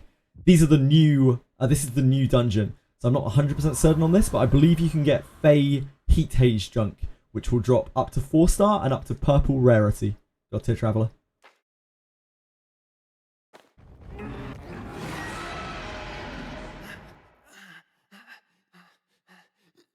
Here we are, the almighty victors, and with the gatekeeper slain, we open up the doors to guard our fortress. This is what the whole of this campaign, the whole of this abyss is all about. You have to infiltrate through the fortress. It has a wide variety of different levels, by the way, with level designs. You... thank you so much for the 20 gifted subs. That's so absolutely unnecessary, but thank you so much. That makes an unbelievable amount of difference. I appreciate that more than I can possibly express. Thank you so much, Shred Hofen. That is unbelievably kind of you. Thank you. Sorry, I completely lost my train of thought now. This place has a lot of different level design. You go through this stuff. You traverse through the catacombs of the labyrinth first, and then you have to work your way up through the depths, through the living quarters of this place until you're at the very peak of the tower where we just were, where the battlements are. It's this huge, long dungeon trek. Again, this took me about somewhere between 2 and 3 weeks to get through all of this content when this released. The releases in this game, they're not like one day and done. When they release an Abyss, it's real serious business. It's this crazy long dungeon crawl. It's such an immensely good feeling to finally get through it, because every level feels like a struggle. You have to work through it with the community. It's just this absolutely wonderful, gratifying feeling. To be able to finally solve the mysteries which let you proceed to the next floor, to figure out communally how to get through an encounter which is stumping everyone. It's an age-lost experience. You don't get this kind of experience in games anymore. It just doesn't happen. And that's why this game is so unbelievably special to me. It's a game from a bygone era. They don't make them like this anymore. It probably shouldn't exist. When you read about how the director got this past the shareholders and got them to produce this, it's actually unbelievable.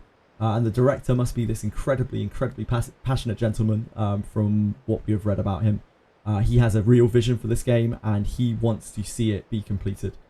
They have huge aspirations for this, and so far they've done a very good job in achieving them. Again, thank you so much, Shredhofer. I don't know what else to say. It's just unbelievably kind of you. Thank you. Thank you.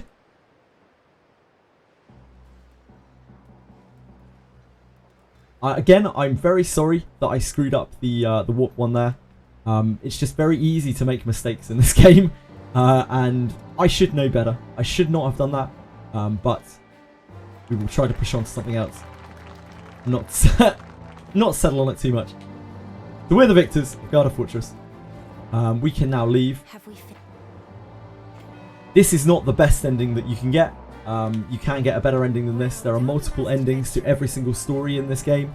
You will likely have to play, if you want to see everything, you will have to play through each Abyss multiple times to see different interactions with different characters, different outcomes of different variables, and you will have to complete a lot of different challenges and work a lot of things out, or, you know, follow some guides that are now up. Speaking of which, Faster Thoughts, this website, I cannot recommend this enough. For anyone who hasn't seen this website, holy moly.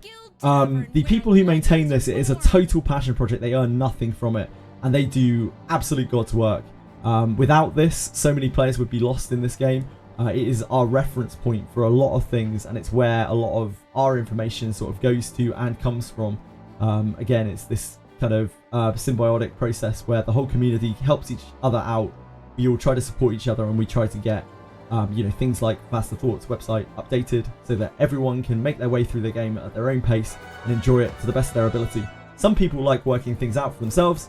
Other people can really do with a helping hand here and there. And there's no shame in that. It's a difficult game. It's a really difficult game. And it's sometimes a confusing game.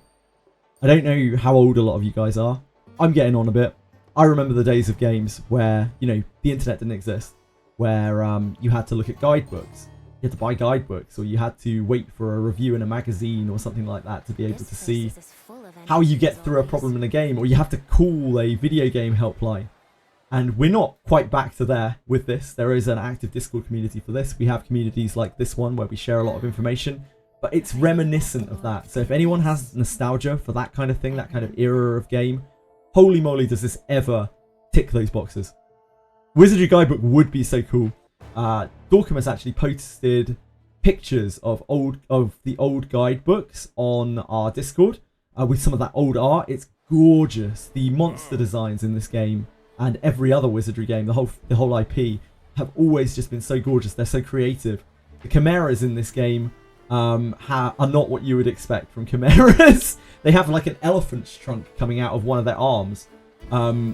The Greater Wart One's designs, I won't spoil them entirely for you, but one of them is this huge insect thing in a membrane-like cloak, which looks absolutely terrifying. It looks like some kind of fallen hero, but yet is this horrible parasitic insect creature, which does awfully horrible things to you and the whole of your kingdom. The whole game is very, very dark. There's a lot of death. It's got a lot of dark undertones, overtones. A very, very brutal story. And you will die both in and out of combat quite regularly as you learn different choices and progress through the game in different ways. Ore Collector is nightmare fuel. Absolutely, it's this horrible blob-like monstrosity. I can probably show it very quickly. Compendium. There's a compendium in this game. You can look at all of the creatures that you fought, all of the items that you fought, that you've found along your journey. And probably most interestingly, you can see every monster that you've slain in here. Let us see if we can find the Ore Master. The Ore Collector, there he is. This thing is, unfortunately we haven't killed enough of them to be able to get the 3D model. So we can only look at this picture, which is still gorgeous. This thing is like the convoluted souls of the combined convoluted souls of all of like an entire ship's crew all pasted together and merged with aspects of the ship. A lot of these monster designs are absolute nightmare fuel, and I'm absolutely here for it. I love it so much. Which encounter was my biggest wall? Literally yesterday, I got pushed out of the game on a new piece of content. Again, I am quite strong in this game. Not the strongest by any means, but I'm quite strong in this game. And the new content that came out, it's full of ninjas. And ninjas, as I explained earlier, our ninjas can instantly kill stuff. Guess what the enemy ninjas can do too? If you don't have critical resistance, or you aren't strong enough to instantly kill these things, they can very easily just slash your jugular out and remove you from play. And they did. They absolutely put me in my place 3 times in a row. I lost all of my flames instantly, and immediately had to wait for them to regenerate before I could attempt them any longer, because if I tried again, our characters could die, really, really seriously die. We would have to spend gold trying to resurrect them. So even now, the content that comes out, it's still challenging to me. It's challenging to everyone, and that is a sort of fight where preparation helps you over gear, over power. No amount of gear or power would have saved me from those crits, other than if I prepared myself properly with specialist gear to approach the encounter, which I didn't, because I'm a fool. Right. So, we had a look at Dole. We failed miserably on Greater Wart 1. Thing that I would really like to show. I guess we could head down there now. It'll take a little while to clear through. This area is quite scary. So let's go back to the inn. Did we have a tavern talk? Welcome to the Guild Yeah, we did. Tavern. So I can show off the tavern talk quickly. This is one of the lovely communal things of the game. And this is a chap that we helped earlier in the story. We have already got him. There are bond mates in this game. You can, by befriending NPCs, you can earn their trust. And although they won't join you on your adventure, they will join you in this phantasmal form where they assist you as bond mates. And you can attach up to 5 bond mates to each character. Those are going to boost your stats in different ways. And there's a lot of customization to happen there. There are about 8 or 9 or 10 different systems in this game for customization. They're all stacked up on top of each other. If you like optimizing characters, this game is absolutely fantastic for it. It's one of the most optimizer's dream games ever. The amount of time you can spend grinding and perfectly getting the right min-max stats on your gear. You could spend hundreds, thousands of hours in this game and probably still not reach the the tippy top, the best gear that you could possibly get. So Garolf wants to talk here. He wants to talk about something that happened on our adventures. So I don't know what would have happened. Maybe we triggered some traps. You have to choose which drink you want to give your party. Depending on who's here, they're going to like or dislike this. And we're giving the drink to all of them. So if we give beer to him, then he's going to be like, he's going to be fine with it. The other people, oh, they're not going to mind. They're not going to mind too much because it's just for him. But this question that we answer, they're all going to answer. So whatever we choose for this, the rest of the party is going to disagree with us. We're not just talking to Garolf here. We're talking to the whole party. They're all going to chime in on what we're saying. So if we want to keep the peace, we have to pick a fairly neutral option with all of the people around this table. Or if we want to particularly build trust with one companion, we may have to alienate our other companions in doing so. Yes. So it's always this balancing progress. They'll give us all of their input onto this. She's obviously very religious. She just likes killing. What do you think facing a greater warp one? So if we pick an arrogant answer, like these characters are probably going to be like, yeah, that's true.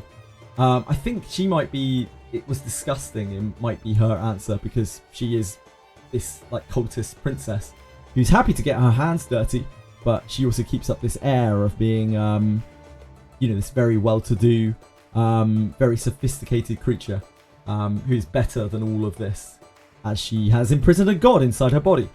Lana is probably going to want us to be realistic. Now, because we would like to work on Lana's trust right now, I'm going to try to pick this. I think this is the right choice to gain trust with Lana. Garolf is actually surprisingly chill with that. Oh no. He's so unhappy with us about that. He's like, how could you be so weak? Show no signs of fear at all. Your bearing same as ever. Gave me courage. A leader indeed. You did not seem scared from what I could see. Very inspiring because we're being honest with her. She wants to trust us. You were not afraid, were you? Alice will think very little of us for giving a scaredy cat answer. Though Agora and I, his maiden, were with you. Like how? Such insolence. How dare we? She was with us. How could anything bad happen to us? Keen bloodlust. Again, she only talks about murder. Rene only cares about murder. Long has it been since feeling it has lingered in my hand after a kill. I knew you could do it. So each character has its own personality, and you get these gatherings at the inn pretty much constantly after every adventure you do. It's a little minor thing. It works on their trust. And one day we hope to rebuild our Lana Vale's trust. We got hit by a very nasty trap about 3 months ago that destroyed our trust with Lana Vale, and we've been trying to rebuild it ever since. Once again, this game punishes you if you make stupid decisions. Don't make stupid decisions. Have a good one. I'm just going to rest at the inn, and then we are going to go down to the darkest, deepest, most hidden depths of Garda Fortress. Garda Fortress has many hidden secrets, many who are not even known by some of the people who have lived there their whole lives. And this would be one of them. It is the house of something much greater, much darker than the denizens of Garda Fortress themselves. Do come again. Don't listen to Lily when she tells you to break a wall.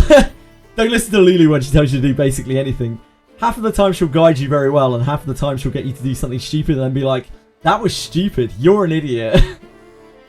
I love Lily. I really do love Lily. She is a fantastic character. She could not grow on me anymore. I really started to not like her at the start of the game, and she only just grew on me and grew on me and grew on me. And she's probably my favourite character in the whole game, with the possible exception of this chap that we are about to go and visit. So fun. We need to go back to Garda Fortress. Just too smug, yeah, indeed. We need to go to the edge of town. And we need to head over to the 4th floor, this tunnel. This tunnel is an intermediary section between the catacombs of this place and the lower levels. The castle proper that we have to clear through. And this is the home to many skeletons. These are actually peaceful skeletons. They're the undead denizens of Garda Fortress, the soldiers that used to protect here. They're a little bit mentally unstable because undeath does bad things to you in this game, which is possibly why Lulunade is so weird. But what we're down here to look at is not these skeletons. We are looking for this sewer grate. You can freely look around in this game, by the way. You can look everywhere, and sometimes there are hidden secrets, like all around ceilings and floors and things. We are going for the sewer grate. What's that? Oh no, do we have to redo the quest? No, we don't. We just have to go back to Triumphant Return. Heavens above, it's because we wheeled backwards. We just have to go to Triumphant Return, I think. It should open up. If not, I will quickly do the quest and we'll go in. I think we just curse wheel and it will unlock it. There are so many moving parts in this game. I'm so sorry. Right, ruins. It's as gloomy as always. The curse wheel. And this really just shows how complicated this game is. There's so many things to remember. I think if we wheel back to Triumphant Return with Identify the Mastermind, we should be fine. We should be able to go back to that grate and it should be open. The reason why is there is a quite long quest that we have to do to get down into that grate. It is awkward and I would have to look up how to do it again. It's something the community had to figure out and it's actually got a lot of steps in it. It was a really, really hidden away area. So let's try again and hope for the best. Peaceful skeletons exist in Wizardry. Yeah, so undeath, you don't have to be evil if you're undead in this world. But it corrupts you over time, it would seem. Careful. Thank goodness. Okay, so this is, in my personal opinion, the coolest area in the game. It's so extra, it's really hidden away, and it kind of laid in secret until people worked out how to get down here. And again, it was a community effort to be able to get down here, to be able to find out the secrets that lay within this place. It's like, again, like an old school RPG. Oh, we are not in the right order. The enemies down here are actually really nasty. They have a lot of HP and there are a lot of them. It's going to take us a little while to clear through here. We need to swap back Alice and Benjamin again. They go. Swapped.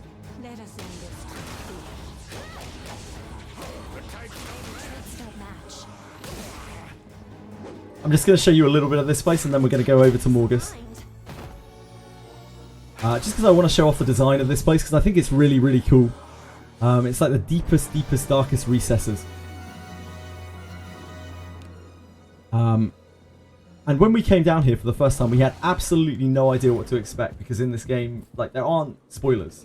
Like, nothing is spoiled.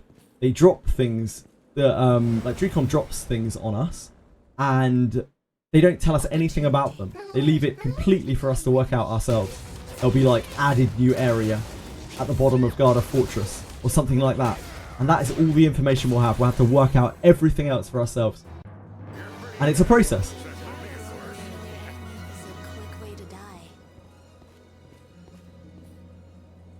These candles around here are a part of a puzzle to unlock a door later on, which is for treasure. I'm not going to show that off. It's not particularly important, but it's just another cool extra thing that you can do down here. Patch notes look like my lazy commits to get... I think they do it on purpose, right? I think they do it on purpose, and it's to build this intrigue and interest in the game and to push this community feel, to get everyone working together and to... this is straight from the designer's interview, by the way. This is what they said they wanted for the game. They didn't want it to be a game where everything was spoiled. They wanted it to be a game where people have to work everything out. And it sure is. We take so long trying to figure out anything in this game. It's absolutely crazy. So again, the first time that we came down here, we had no idea what to expect. We just saw that this was a place that had... Oh, dear God. Oh, dear God. We need to cure that immediately, or we are going to die. That is confusion. Thank you, friend.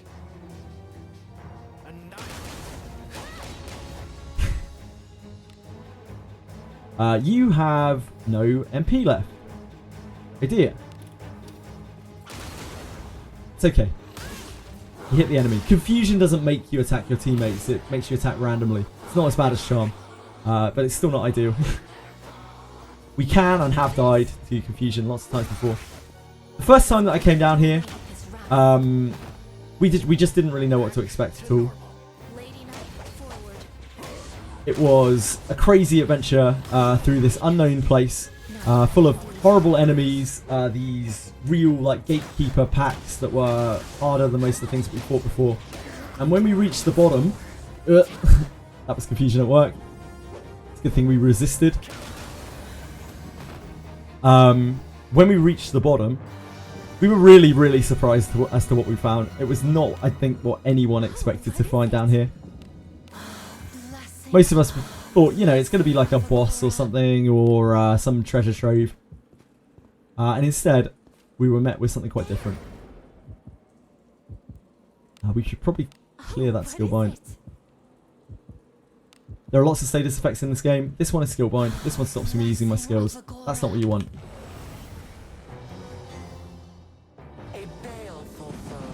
These things are bad enough when there's one of them. But when we first came down here, 2 of these, absolutely brutal.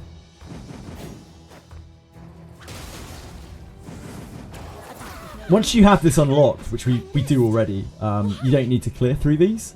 But I just am, because I wanted to show off how dangerous like some of these areas still are, despite me being, you know, right at the end of the game. It's still not something that is just like free sailing cruise control. It's something that I still have to concentrate on. I have to stop sometimes, and say that I targeted a backline there, that might have actually killed some of my members. When I first go through the stages at the start of a new abyss, I have to manual everything. Just because I'm autoing here a lot, don't think that the game is like an entirely auto game. It really isn't. It's just that I have to manual. Anytime I do anything challenging, I have to manual. Just that this is not, at this point, that challenging. It can kill us, but I just stop the combat if it does something that gets us to kill us, because I'm used to it at this point. I know what I'm looking for. I know what can kill us.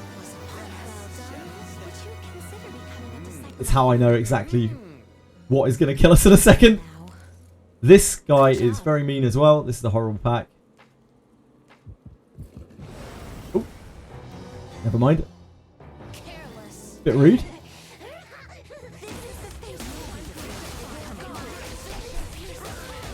Pixies are terrifying. Pixies in this game are so brutal. We've had a couple of quests with pixies, and they are so mean. They just like kill kids and stuff. They really don't pull their punches in this game with brutalizing really anything. Everyone is equal opportunities. If a character exists, this game is happy to kill it off. It doesn't matter how old they are. It doesn't matter what species they are. It doesn't matter what age they are at all. It doesn't matter what gender they are. Like, it just doesn't matter. This is a bleak world where death is commonplace. Like, people are used to death in this world. So this is a spooky golem. These things are incredibly nasty. See, only Geralt has enough power to hit this with his physical attacks. And my party is very low on magic, so we don't have a lot of options. We have to use some specialist things that we have tooled onto our characters to accommodate our party. So she has a magic attack called Dalek. She has a magic attack called Moment of Finality, which is some real Naruto stuff. And to really be able to hurt this with our other characters, we have to use very powerful attacks. Our regular attacks are just gonna they're just gonna bounce off. So once again, we fall back on good old full power strike, which is a fan favorite.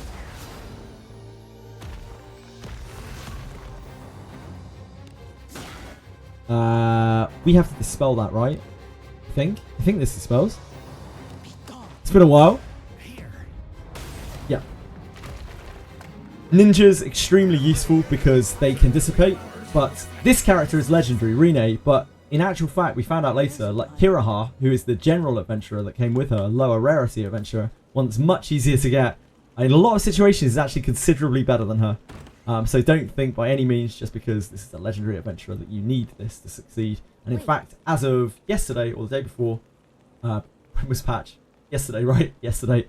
Main character can now be a ninja as well, so he can do all of that stuff too. You just need to progress to a certain point in the game. Yeah, it was a golem. You meet more of them in a few different places in this abyss. They're mostly challenge mode bosses. Nothing out of the ordinary. This is all perfectly normal. So when we walked in here, you see this ominous door. We can't even get out of here now. We weren't really sure what to expect. This was not what we expected. We were like, who the heck is this guy? We've had no introduction to this guy. Who is this dude? What is this chamber? There are pitfalls. There are green candles everywhere. This looks pretty spooky. It's got a tone of necromancy to it. He's just got his back turned to you. Doesn't seem to be bothered by your presence at all. And the reason for that is because this is the realm of a god. Well, who might you be? And he is voice acted very well. Could it be you're an adventurer? There is no reason for this area of the game to exist. It is entirely extra. There's almost no point to it. It just has a bunch of hidden stuff in it. And included in that hidden stuff is this chap. Adventurers have a habit of exploring dungeons, but I never expected to find any here. Absolutely wonderful. Probably the best voice actor in the game. Really, it's genuinely really good voice acting work. Yep. I am Morgus, god of death. This guy's a god. And this is my secret abode. It has been a while since I last spoke to anyone. Do stay a bit. And he's friendly. He doesn't want to fight you.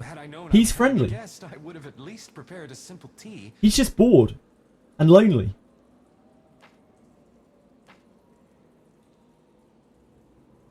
And this guy allows you to make contracts with him, as any good death god should. These contracts are horrifically punishing, but incredibly rewarding. So when you hear the tagline, once again, savor the risk. That is what Morgus is all about. These contracts are not something that everyone should take. They are not for the faint of heart at all. These are generally things that you take when you have some specific purpose to use them with. What kind of plan We can look at you them here. desire? Well, these things aren't going to make sense to people who don't know the game, but you should be able to get the general feeling of what these do. So this allows you to deal more damage, but it also increases the damage that your whole row takes. And what is the most important thing, and this is shared between all of these contracts, if you die while you are contracted, your fortitude, which is your ability to be resurrected, is reduced to 0, and it doesn't regenerate. So you will have to either try your very best of luck to regenerate your character, to revive your character, or you will have to use a different sort of currency, a much more precious form of currency in order to revive them. This is absolutely brutal. Yep, you had to peacefully. Indeed, indeed, indeed. And gems are few and far between in this game. They are your resource for pulling. They are things that you earn from the game, so they're not things that you really want to part with. Even though, this is not going to permanently kill you, this is not something that you want happening, right? But the reward from this, like, you can hit so hard with this. This allows you to sacrifice your HP for your MP, so you can have a massive magic point pool and blast for days. This one is the same, but for SP. And then finally, I can't look at that because we're on the wrong character. We can only put this on the main character. This is one that gets used the most. This increases XP acquisition for all members of the party, but gives a substantial decrease in HP. Also, you get ambushed more often. And the big downside of this is if you die while you are affected by this, you lose all of your accrued XP that you have earned since you last rested. Normally, that doesn't happen. Normally, you can just res with your flame and you're fine. But with this, you better be sure that you're safe and you're paying attention to what you're doing if you're planning on farming XP this way, or you will be punished. You will be punished horribly. And that is what this guy's all about. It's like a pretty substantial power boost for an absolutely catastrophic negative. Again, these don't get used very much. They're for specific things, and this is totally extra to the rest of the game. You could ignore this. You could never see this. You'd never know this existed. But it's down here, and it's super cool. Too bad. I'll come up with an all-new contract for you, so do come back. Your soul will shine all the brighter. Fight him. Yeah, we will. Don't you worry. Don't you worry. I'm touched. Let's chat with him briefly. People call me Morgus, the god of death. But I don't do anything to them. And I don't take the lives of others. He's a nice guy. I've always loved humans. I'm Morgus the Harmless. I just want to see people's souls shine.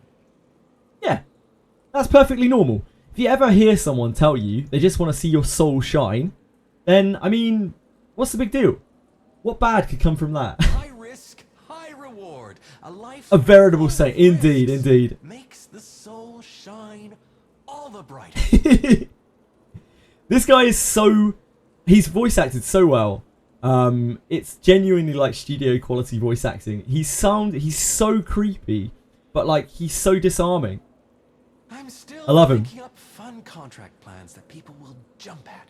Oh yeah, the other day I offered a dying man a contract to extend his life. He was very happy. Oh, I'm sure he In was. exchange, I'll be taking 1,000 years after he dies. Yeah. I cannot wait for the day he comes to me, having accomplished so many things in his lifetime. Yeah, it's fine. He's actually quite disappointed if you just walk away. Well, really? Even though you came all the way here? Come, make a contract with me. Don't you want me to show to shine? Opportunities like this are rare, you know. You don't know what you're missing. Come, make a contract, even just as a trial. You are worth it. Oh, well, I mean, you know. Okay, so we're going to try fighting him. He's not going to want to fight us. He doesn't want to hurt us. He's a good guy. Huh? Really? Oh, man. Humans do tend to be quick to turn to violence. I don't think that's very nice. But I suppose that's just part of being an adventurer. This is arguably the hardest encounter in the game. The reason why this is so hard is not because it's necessarily the most stat bloated, but because this is the encounter you need to make the most preparation for. I don't have those preparations. You need dark resistance gear, you need instant death resistance, and you need to be hardy enough to just survive these hits. We just don't have that. I'd honestly rather not. Are you really sure? He doesn't want to fight us. He just wants a contract with us. He just wants to see our soul shine. So I'm gonna try this properly. With what we have. I expect us to die almost instantly. But I will just buff a resist buff on ourselves, so we have the most chance of resisting his instant death, which he loves to do. A beautiful shimmering... Okay, Morgus, we get it. You like souls. Oh, what is it?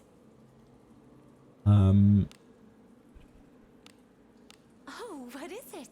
We're going to use this low-level poison res spell, but this gives us resistance. So that will help us a little bit, maybe, to mitigate this incoming devastation. Huh? That will make your soul shine. Humans do tend to be quick to turn to, but I don't. I'm serious. Oh, well, I'll humor you. And this guy changes in appearance very slightly. If you lose, your soul belongs to me. Oof. Slight change of appearance, slight costume change. He has his own boss theme. And he has a big ass scythe. That is what he fires off at the beginning of the fight. That you can't do anything about that. It just blasts your party for a huge amount of damage, and you immediately have to try to resurrect someone. I can only resurrect one of these guys. So we're going to pick Benjamin. He's our core attacker. That's the minigame that you do when you have to resurrect someone. You have to get the circle within the circle. She stays dead. She's also dead to the side swing. We now need to resurrect her. If you fail one of these, you get paralyzed and take damage. So this fight has actually started, believe it or not, this has started reasonably well. This is one of the better starts to this fight that we've had. Now that doesn't mean that we're actually going to be able to do anything. But it does mean that we're going to be able to see a little bit of his encounter. Which is more than I expected. So we're going to full power strike. We need to do this to be efficient, as this is quite a long fight. He has something like 30k HP. So we have to measure out our SP. Or else we're going to run out and we're not really going to be able to hurt him. You don't have any MP, because you already had it sucked out. So we're going to try to armor break him. We did not succeed. That's an insta-kill.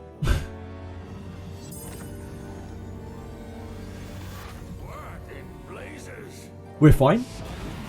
Absolutely fine. Oh, yep. We're now paralyzed, which makes everything a lot more awkward. What in blazes? Just a flesh wound. Yeah, he's fine. That chunked him from like half HP. It wasn't even close. He didn't even get insta-killed there. He just died. He just died to damage. We need to heal back, I think. Although he is also hurt.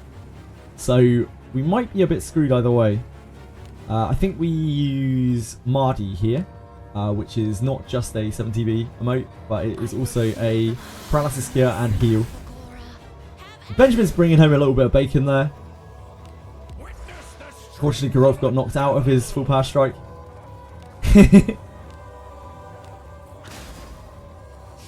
Can't stick that. We just don't have the resistance to be able to soak these hits. And each time one of these characters dies, their fortitude goes down, so each subsequent res gets harder and harder and harder. And when we fail a res, we take damage and we get paralyzed.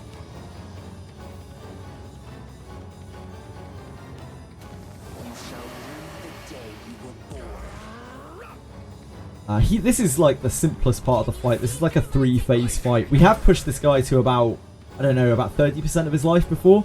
It took a lot of trial and error. And we had to use like everything in our disposal. We had to be really prepared. Even then, we just weren't anywhere really near. We can do apparently no damage with our regular attacks at all. Not great.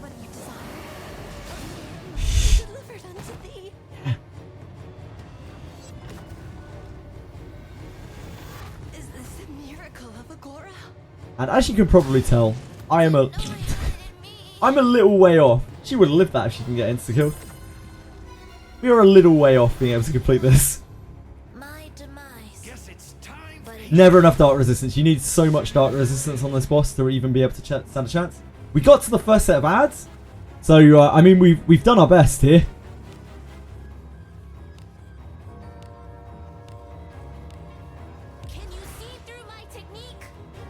We're going to use Moraine, which is an instant death to undead spell to try to immediately remove these without having to deal with them. Alice very good at what she does, of course. Has no problem with that. I don't even know what we can do with you. We don't have any magic right now. I guess we can use Knight's Defense. We're not really speed tuned here. Knight's Defense is a Knight ability which makes us take less damage. It doesn't work on insta-kills. It doesn't stop you getting insta-killed. It did stop that. That stopped us from dying in the back row. So there's that. We are afraid, however. That didn't kill us, but it did inflict fear on us. Fear means we can't cast spells. So our options are to use attacks. We can use Astral Break to speed Benjamin. And that's about it. My life is in danger. HP 0 but alive. Oh yeah, she's 0 HP. This happens very occasionally. Usually when you take a lot of damage after a number of reses. She will probably die on the next turn.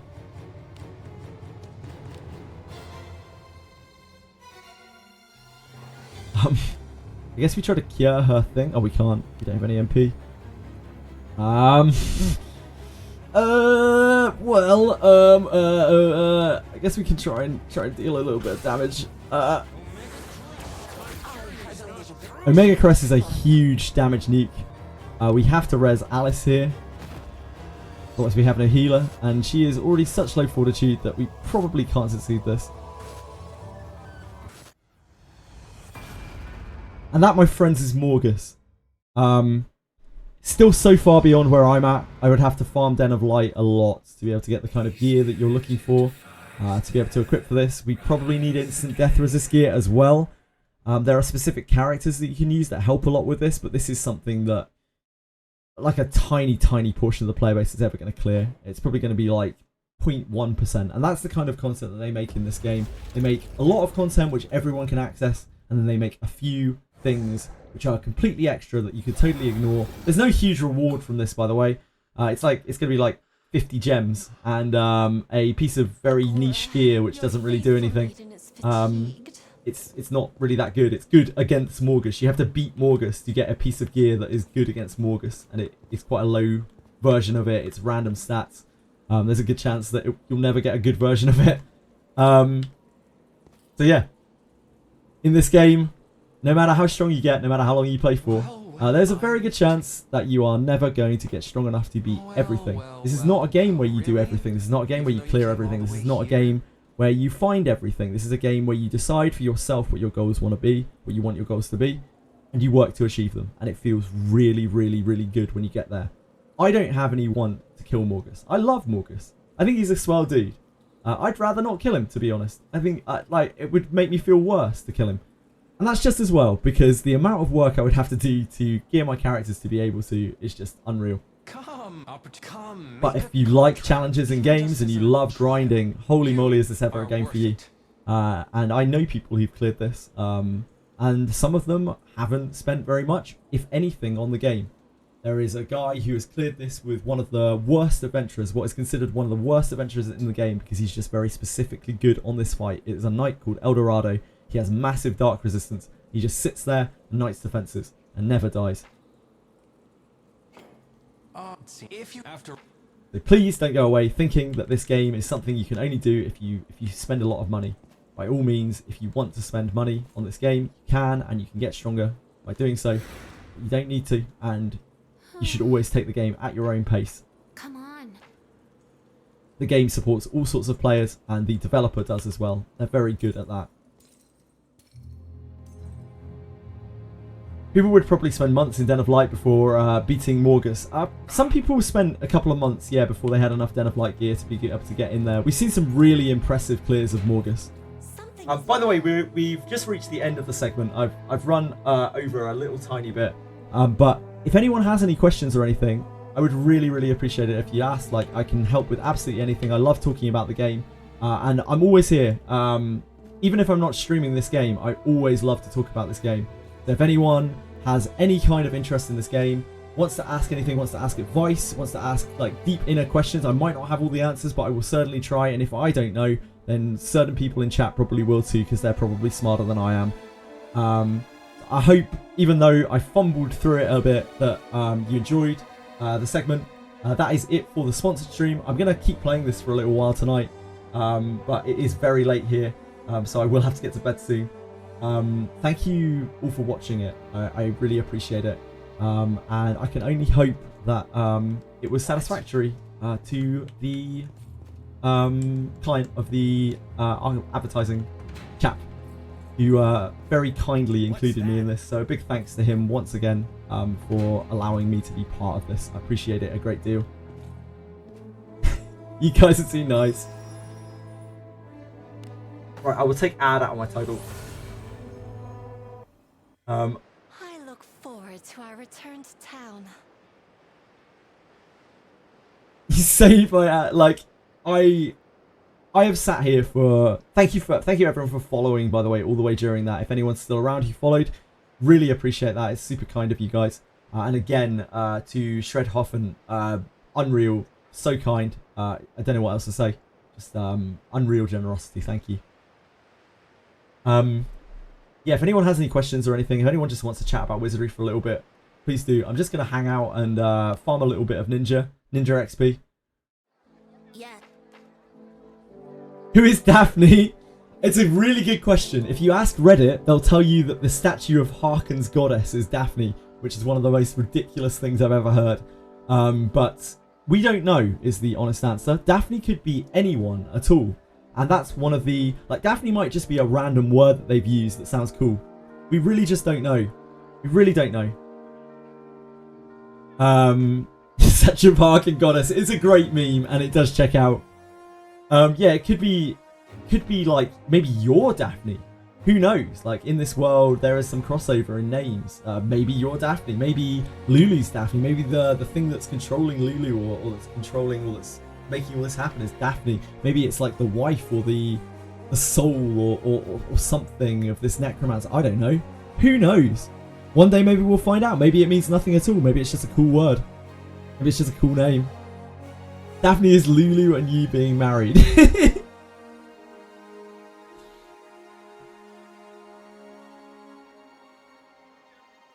Maybe we can get Samurai X collab soon. I think the Samurai is probably coming quite soon. We got some notes, right? The Samurai katanas are in the new place.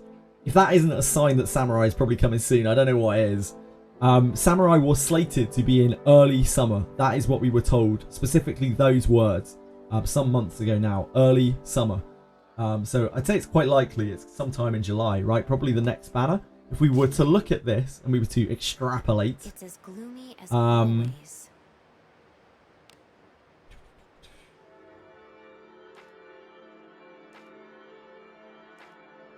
probably not this banner, as that's an extra character. Aldrich runs for another 11 days, so we could probably maybe expect a character this week coming or the week after. It's potentially possible that it could be at the end of this banner. Maybe they'll wait for all of the banners to rotate before they run a new character. Recon work in mysterious ways. It's part of the fun of the game. It's a guessing game. We don't know exactly when things are coming. The patch day isn't always on the same day even. Things just surprise us. They blindside us and we're just like, oh, wow, they've included this today. When the Blade and Buster collab dropped, they were like, added collab. That was their description in the patch notes. It was just like, added collab. Fixed bugs, added collab. Like, okay, cool. Had no idea what we were expecting. They did like advertise the collab a little bit, but we didn't know when it was coming, and they just dropped it on a day that was not their usual patch day. We're just like, hey, it's here. Enjoy.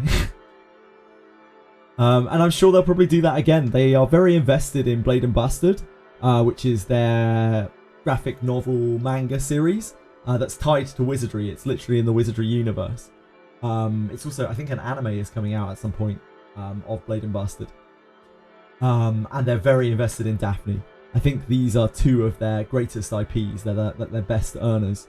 And they put a lot of work into these games. They've obviously gone far enough that they have committed to trying to get advertisement in the West, which for a Japanese developer is a very big move, because quite often Japanese developers will completely ignore the West. We thought they were going to do the same with this game, so we were super shocked when they actually got people over here, when they sent people across to connect with the Western community.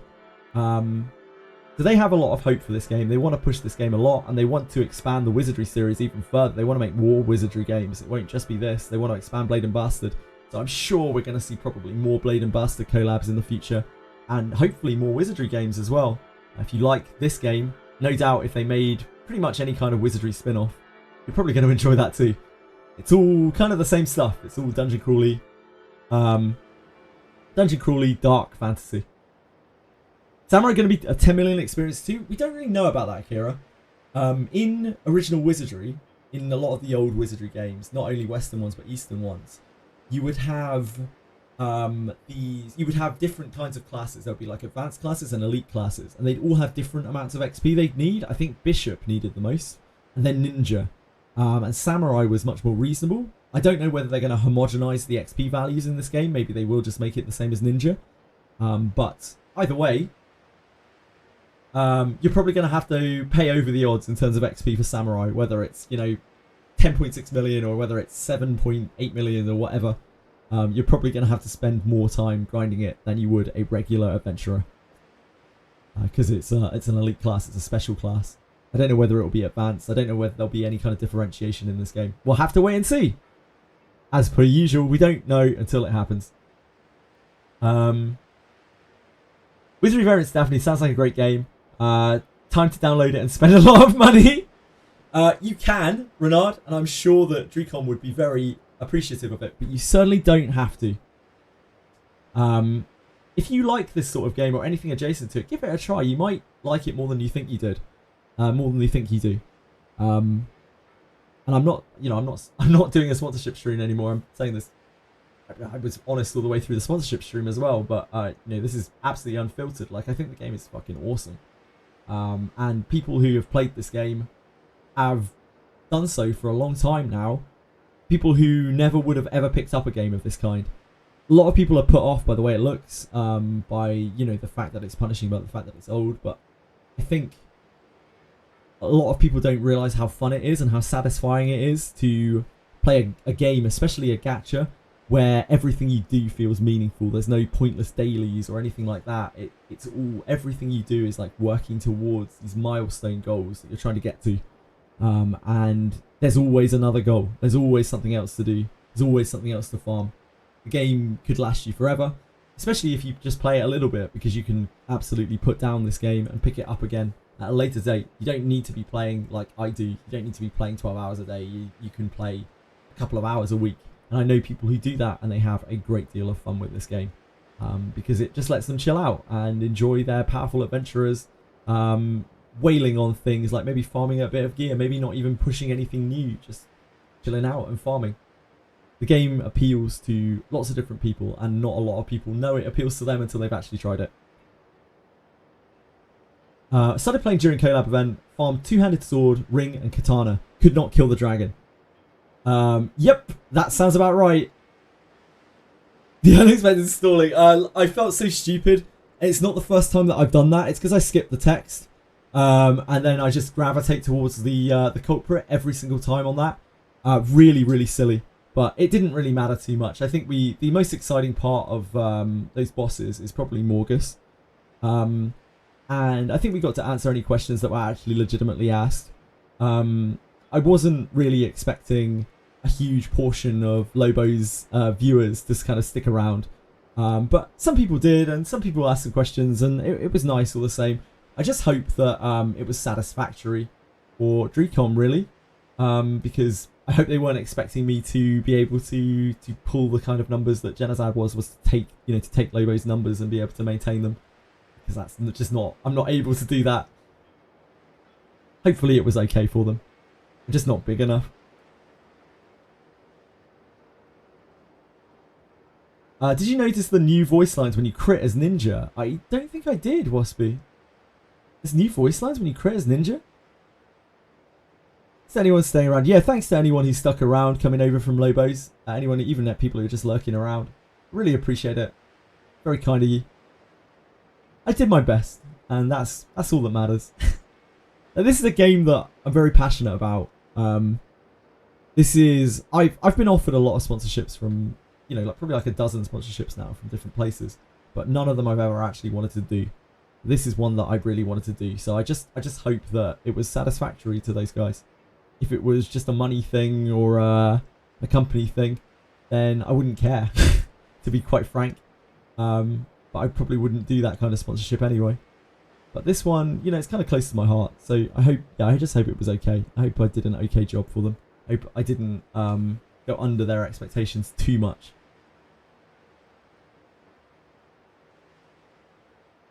Right, let's go and farm some Ninja XP. Ooh, I need to go in, because we wheeled, we need to re-go and get the Garda Fortress stuff. That's so... While I appreciate the subs and everything, and like, no, I appreciate everyone following, I appreciate the support, it isn't really about that in this case. You know, it is about making a good impression to them. More, not even just for myself, but just because we really want these campaigns to succeed, because if they do, then it shows that advertising in the West is a good thing, is a profitable thing, is something that will make them money, and that, of course, in turn, is going to get them to do it more. It's going to get them to be more involved in the Western community, and only give them more enthusiasm for pushing Daphne as a game. So it all kind of ties in that respect. I would imagine that Genazad's stream did all right for them at the very least. Like Sweet Tilly and Genazad probably did a pretty good tag team combo for them. Hopefully that alone was enough for them to continue to support. You know, even if not me, then other streamers. I hope so. I really do hope so.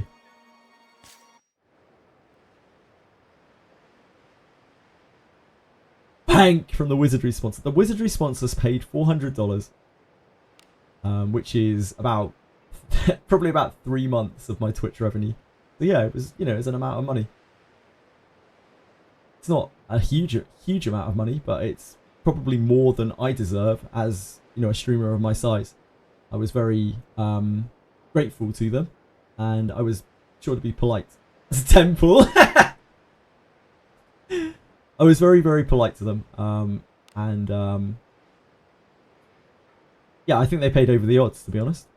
And I said that much. Any considerable amount of viewers outside the time slot. Sure, they're not happy with. I hope so. I hope their expectations were realistic with the streamer that they picked. I feel really bad for screwing up the Greater Warp 1 thing, but I think I showcased enough stuff, and I tried to answer any questions, and I showed anything that anyone asked. I don't know what more I could really do than that. I tried my best, at least. So hopefully it's enough for them to be like, yo, this is cool. We should do more. We should do more in the West. Thank you for being so supportive, everyone, by the way. Thank you for asking questions. Thank you for, thank you for being kind and very, very supportive, and I do genuinely mean that. I couldn't stream without the support of people. I'm not just saying that to be soppy. I'm not just saying that to glaze people, but I am lost without viewers. Like, it's that simple, and you guys are much more than viewers to me. Like, I know you all by your usernames, and I recognise your colours when you talk, and I'm just very thankful that you will come and support me through things, especially if it's not even a game that you play. It's very kind of you. It means a lot. It really does mean a lot. Maybe you do 2 streams for starters, as 2 hours isn't enough to get into the game. Yeah, the thing is, of course, is it's going to be a cost thing for them, probably. Like, honestly, they probably want someone to play for like 4 or 5 hours when they're starting the game to be able to get deeper into the dungeons. But again, to pay a decently sized streamer for 5 hours of streaming, it's quite an expensive thing. You're looking at the average of about $1 per hour per viewer, and someone's got 1,000 viewers. Then you're paying someone like $4,000, $5,000 on average, which is a lot to try to make back. On a failed project, because that's just a small portion of the advertising as well. They've hired someone who they have to pay. That person has, recruited other people who then they have to pay. I'm sure that they put quite a lot of money into this advertising campaign. I don't know how much they paid the other streamers, probably a lot more than me. And they deserve it, obviously. They have huge viewer bases. These mistakes happen to the best of us. It was kind of, in a weird way, it's kind of a good showcase of the game. Like how easily you can mess something up in the game. And I've done it a dozen times before. I've screwed things up in this game constantly. So it was a very realistic representation of what an average Wizardry play session is like. It's very hard to play this game perfectly. You can make mistakes doing stuff that you've even done a dozen times before. And it's very easy for RNG to go wrong. We also saw us die to the Gorgon, just getting stoned while I was talking to chat without realising we just died instantly. Just happens, doesn't it? You can't keep your guard down, yeah. And that's what's fun about this game. Can't keep your guard down. Leah, Ioha, I'm so sorry I missed your follow. That was 14 minutes ago. Thank you so much for following. I apologise. Right. Still a little bit of ninja grinding. Change you back.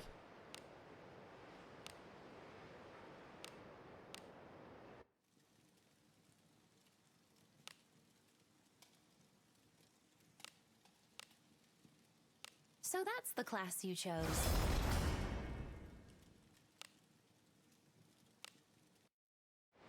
Back to the low levels of level, what are we? 26. We need to get our Ebensteel dagger back on. That's a nice piece of equipment. I was glad that we got to see a little bit of Morgus. I was expecting to just die instantly, which would have been funny, but like we actually survived the instant death and got to play a little bit of the fight, which was nice.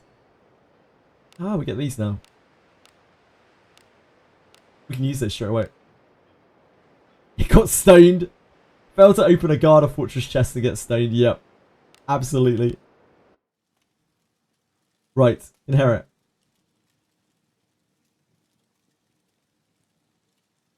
Our inherit list is getting quite long. We haven't really used inherits for a very long time now. Just accumulated things as we pulled. You could probably get a lot of stats out of these. Should maybe commit them to people, but not right now. Oh yeah, we got this book as well. As we were doing that. I didn't realise that this was back up. Is that... I think we've got 2 of those now, right? Yeah, so we need 3 to be able to take Lana to her next level of that. I think we're just using these straight away.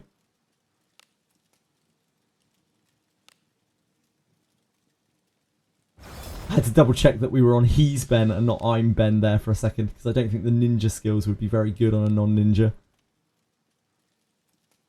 That would have been a little awkward.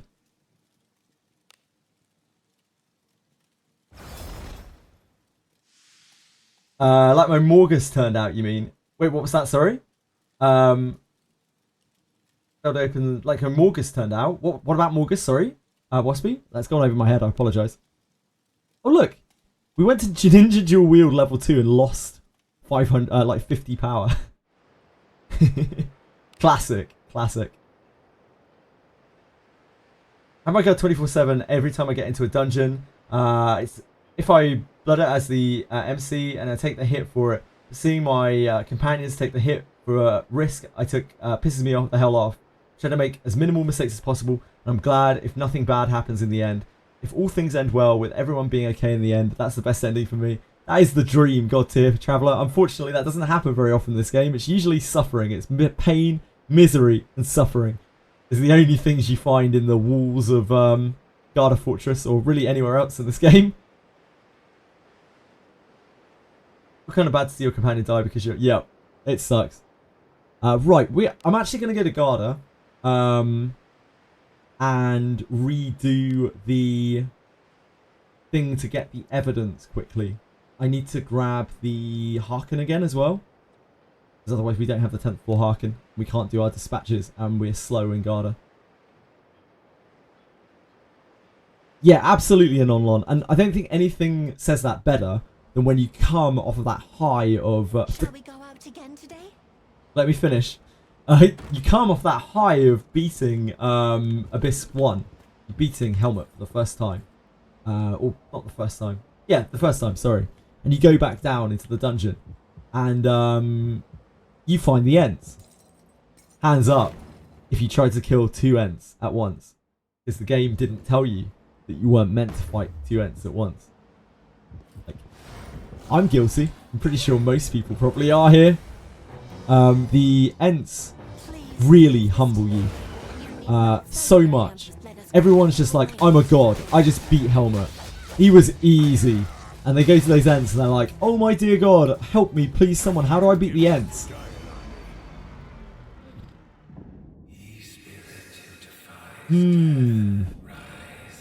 Nah, I'd win. No, we've already got a flame back. We're good. Unfortunately, our level 26 ninja having a little bit of a problem here.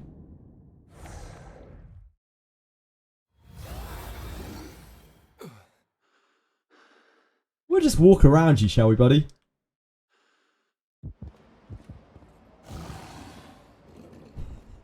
That was unfortunate.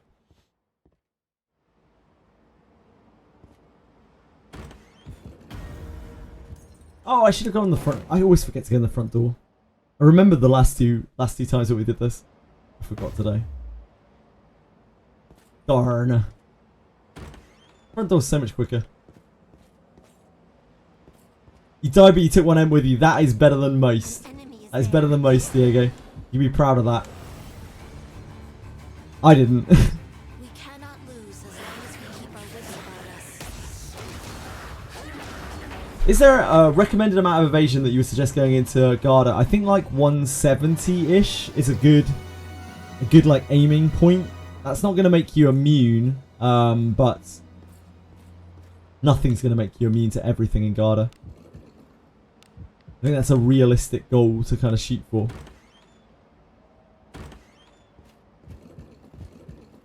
$160. Find it 110 enough. There you go, guys. An enemy is there. Your mileage may vary, I think is the answer to that question then. I need to wait for this thing to path back. A slowpoke.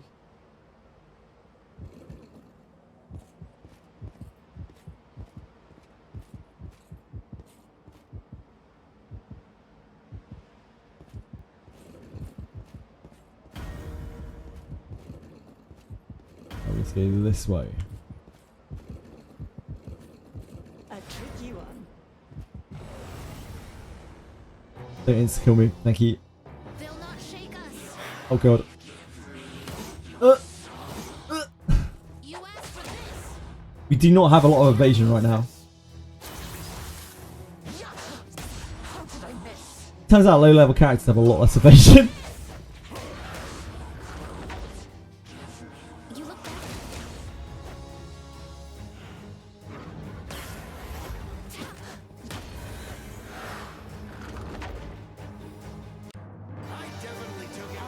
We're going to need to do the statue puzzle on the last floor. Not treasure? Get that treasure. We're not too good for that treasure chest. Or we might be too good for this treasure chest. Now. Our trap disarming skill is not the best right now.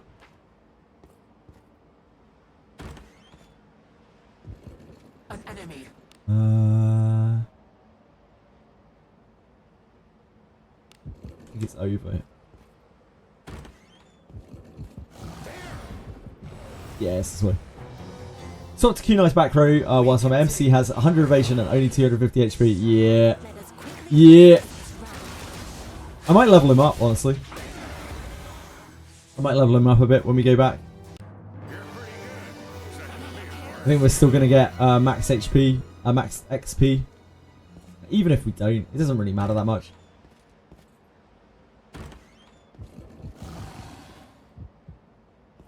We'll get there, won't we? There's no rush.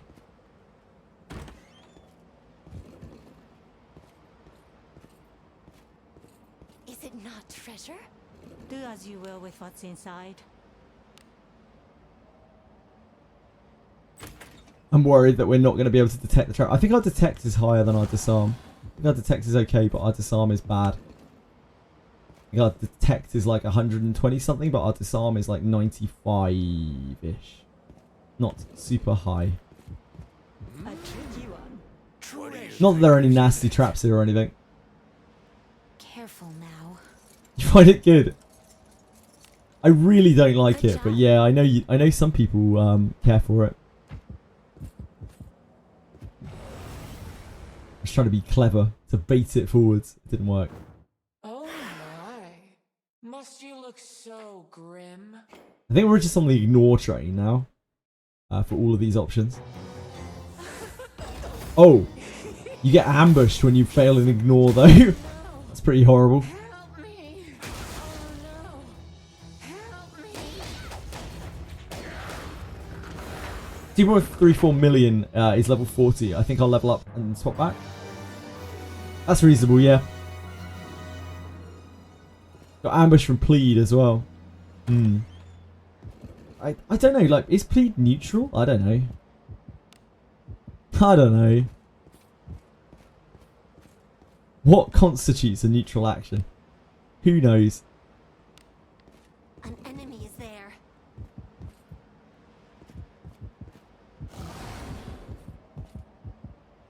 Oh.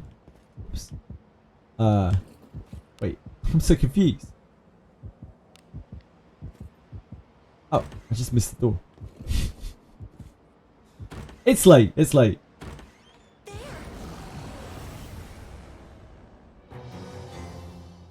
Please leave this to me. You need. I missed. Do not match. Traits don't match.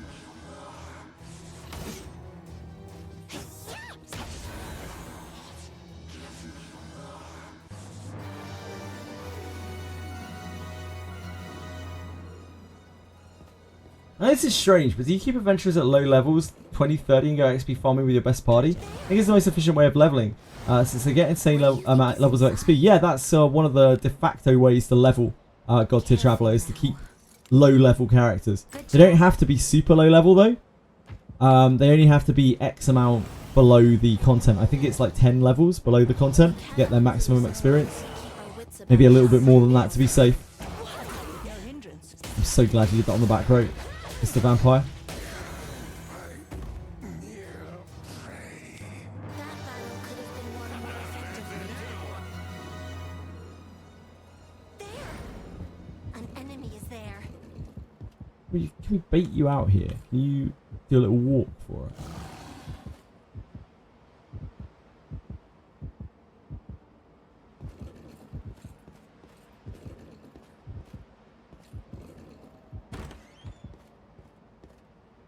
We have the swirly guy here.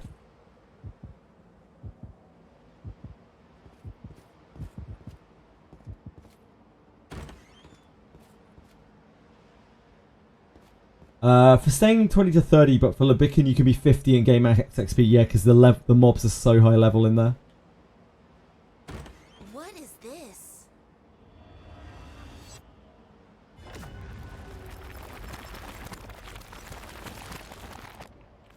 It's farm XP when you're farming gear. Yeah, I think unless you are in a real rush to max out your ninja, there's no imperative. You can just farm stuff. You'll get there. Sitting in the Abyss 1, kill 3 pack quests to get there eventually. Yeah, that's one way to do it as well. Yes. Ooh, Lana. What do you think the best method would be? You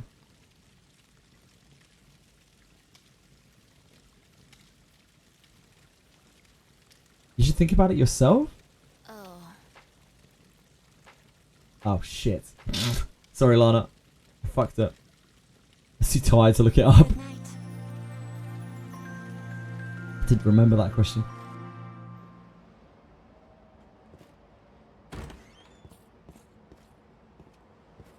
Lanabelle character quest, yep. I've got to get it back up before that. If and when we ever get Lanabelle's character quest. Something's I can here. sit there, I can like fountain Treasure, farm it perhaps? at worst. We can do a fountain farm for it. We're good at fountain farms.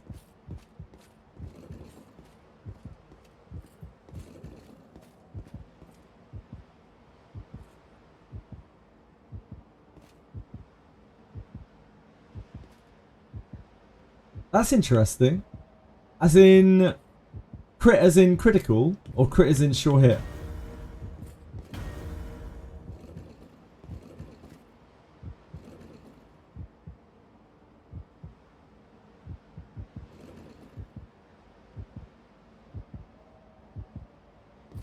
Crit ninja. So when a ninja crits, they say the voice lines, do they? I guess I didn't notice. I have to listen out more carefully. Hey, we've got some weaklings to kill.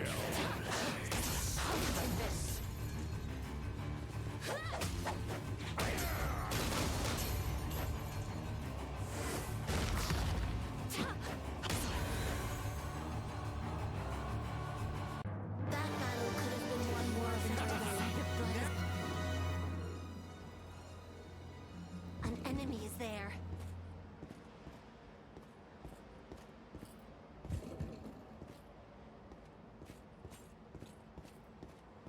I haven't used other ninjas. When MC crits. Interesting. I have to keep an eye out for it. My main character hasn't crit very much yet because he's slow because he's level 26. And the rest of the characters kind of clear the area. Oh, we need to get the evidence again, don't we? Or otherwise we can't do What is this? zero creation warp one. Man, that's so stupid. We need to go get the evidence again. Go grab it in a second. Get the Harkin speed and then go back.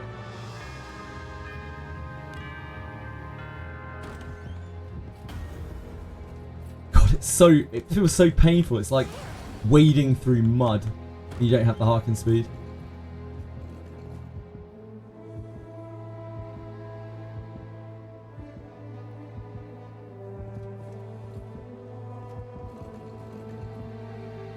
Where are you? Where are you? Ah.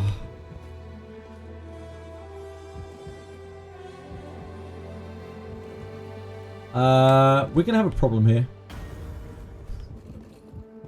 We're gonna have an issue here. We're got a situation.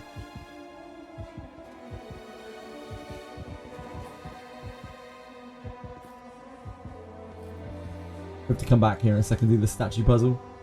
Get the evidence again. We got a situation!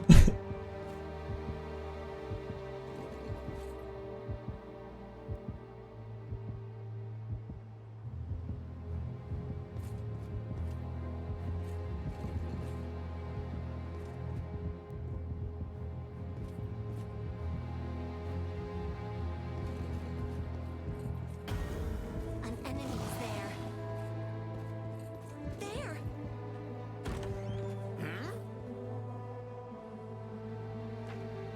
Only one abandoned by luck will find the light of hope, so presumably that is the lowest luck member. You are Brings to mind unpleasant memories. 53, 35, 41, 40, 60, 46. Oh, of course, because you're level 26. So main character.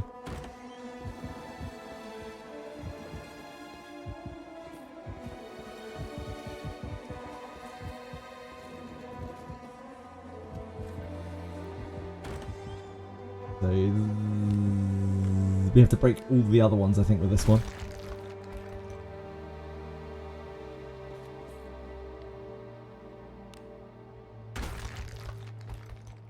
Music is good, yeah. It's good music. What do you think? I like the soundtrack of this game. I just don't play it too much because we've heard it for so many hours. Whenever there's new content, I always try to play the soundtrack of the game in case they add new tracks. And they often do. Like, they remixed the battle theme, didn't they? Which is super cool.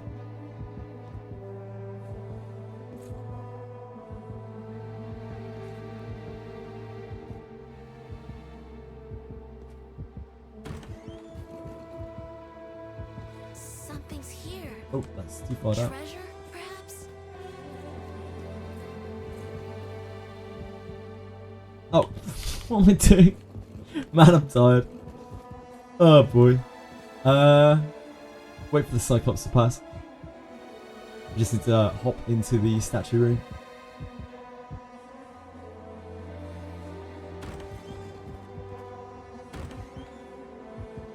Trash these 3 statues. You're being gatekept from Ninja by 5 weebs. It's a tough life. What is it?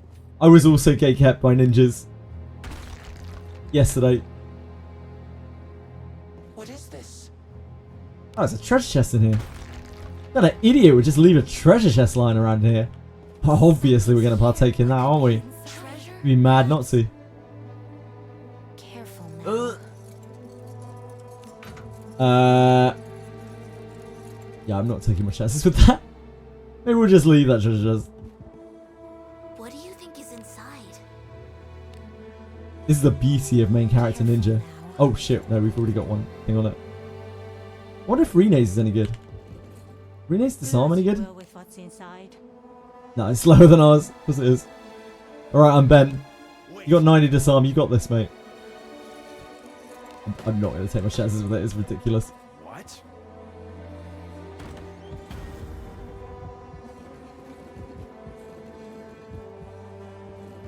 They aren't difficult, they're bullshit. Welcome to ninjas. Welcome to Wizardry, Akira. Not everything in Wizardry is fair. I don't know if you've noticed.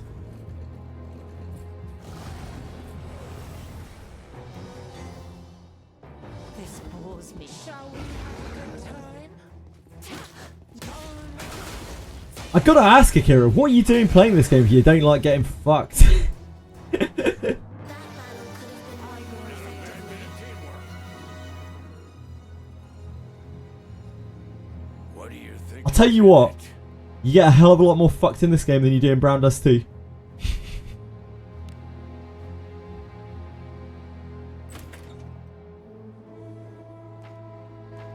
Oh, we just got a face Shinobi chunk. We're fucking winging it out here.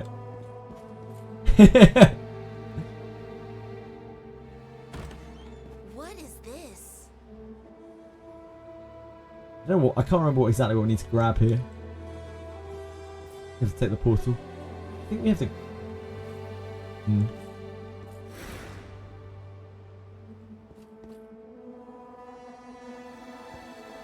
Oh, is it not meant to be there? Shit, do I need to reset? I probably do, don't I? I think I need to wheel back again.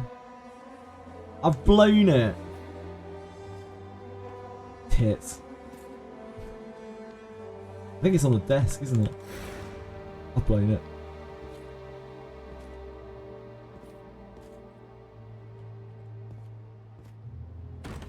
Okay, back we What go. is this? Sort this out. What a mess. Yeah, I think I have to go back to 4.9 to get the evidence.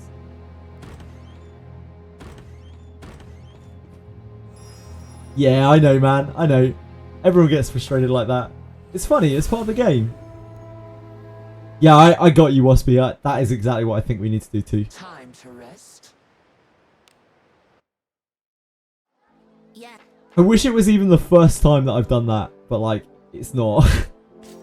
Will you be staying? Just like, give it to the culprit. Obviously, we give it to the... Oh, we give it to the culprit. You're a noble. Oh. Please understand. Right, let's see what you level up to. Main character.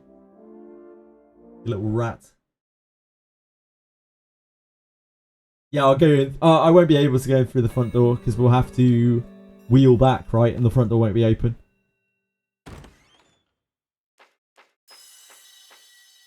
You leveled up? 41. That gives him like 100 extra HP. That's what we're looking for. Had a good rest? Yeah, he's just gonna be honest. He's gonna be fine. Something troubles you? Need something? 154 evasion now. That's a lot more reasonable.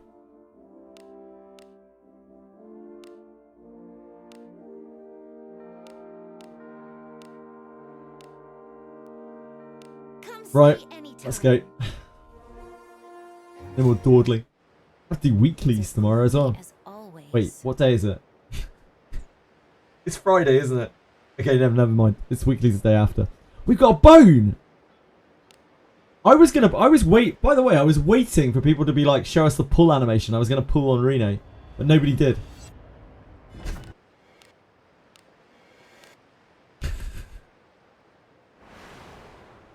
I couldn't believe it. I was actually shocked. We didn't get a single show me pull animation. Not that I saw at least.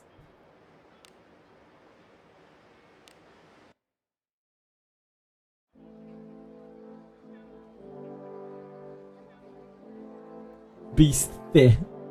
Good old beast there. Just again. You know what? Sure. Looking for a rare jewel. What do He you did 10 seek? pull on Rene. Be disappointed. Not in that. This one, yeah? This one. Everything to your liking? An 11 pull on Rene. Ooh. Visit you. Holy moly. I am always ready to serve. It's as gloomy as always. Just in time for the gamba. We know that this is going to be bad. I just have I have a bad feeling. The cheekiest of temples. Elf Mage. Elf Prayer. I feel I met God in a dream. Daniel. I am Yarmo. Yarmil. I am Yekaterina. Ekaterina. We're +1 Ekaterina. My name is Dino. Dino. I am Clarissa. Oh! Oh no, that's Clarissa. Fuck. I thought that was Eulalia. I thought Eulalia was. I got Eulalia and Clarissa mixed up. I was like, oh! That would have been better than getting Rene. Fucking self-healing. Stupid Clarissa. Nobody likes self-defense. Get out of here, Clarissa. You loser. I hate Clarissa. Just scumbag. I thought that was Way of the Night. I was so excited. But yeah, it's Eulalia that has it. We got Yekaterina. I was so upset. I was actually so upset. I was like, oh. Do another 10. Okay, we can. Welcome. Like, I want to spend on Rene anyway, so it doesn't really matter. I see you are a man of thank you very much. I am always I'm just ready going to to wait serve. for the banners to come out. It's as gloomy as always. But it's all good. It's been a long day. You have to go 44 bones deep. That's good. That's a good rate in politics. That's a really good rate. Average is 1 in 50 to get a Rene. Get an on-banner unit. I thought my pointless life was finally over. I've got so many Way of the Warriors. Name's Vivian. My name is Alex. Where's your potential, Alex? Do you know to whom you speak? Adam! Every time I try to remember. Oh, this is what where the happened priest. to me, That's actually I pretty get a good. Name's Viviana. I'm Benjamin. Oh, here he is, the big man himself. Hello, Benjamin. Scam 2 times. We got our Way of the Priest. That's a good inherit. I hate to see that.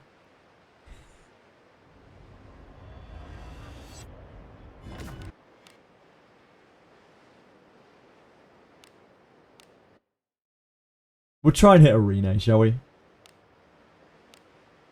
Like, one Rene doesn't do anything for us, by the way. I just wanna note. But like, we'll try and hit a Rene.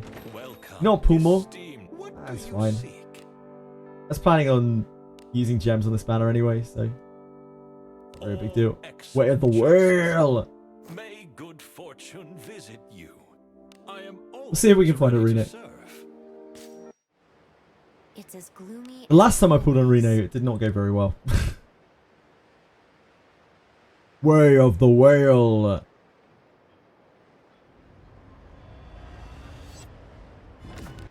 This handsome chap. My name is Elise.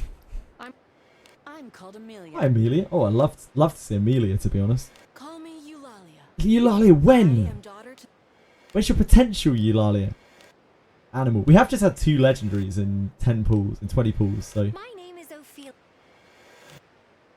unrealistic to find more. To believe more in my pools. I don't believe. I never believed. I don't believe in believing. Not in pools. Just like to get the pools done. Get them out of the way. Believe in the heart of the bones. I don't. That's the problem. Penguins, I don't. I don't believe in the heart of the bones. Welcome.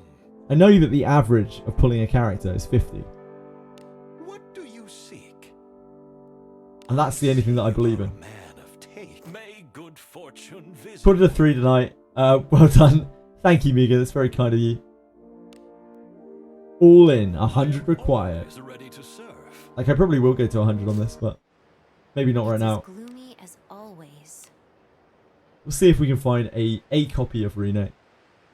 I'm not getting to D9 Rene. Radius, that's not happening.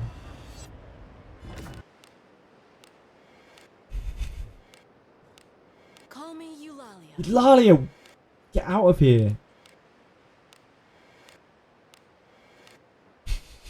I am called Barbara. Hello, Barbara. I'm Philip. Philip, hello.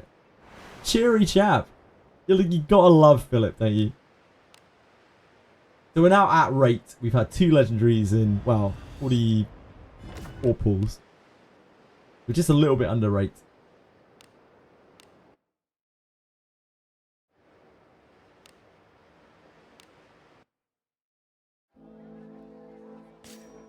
You got 3 Kirahas. Hot damn. Esteemed patron, what do you seek? No Reno. All excellent choices. Yeah, it's 1 in Thank 50. you very much. The odds are pretty low. I am always ready to serve. Trying to hunt limited units in this game is pretty It's sketchy. as gloomy as always.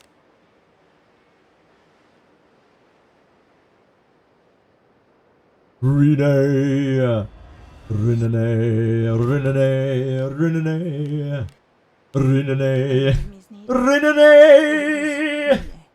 We found a Rene. Those I killed. It's pretty much bang on even odds. Bakesh. And R- names oh, needed? oh, It was Rene. okay. I met a Hello, Rene. great I remember.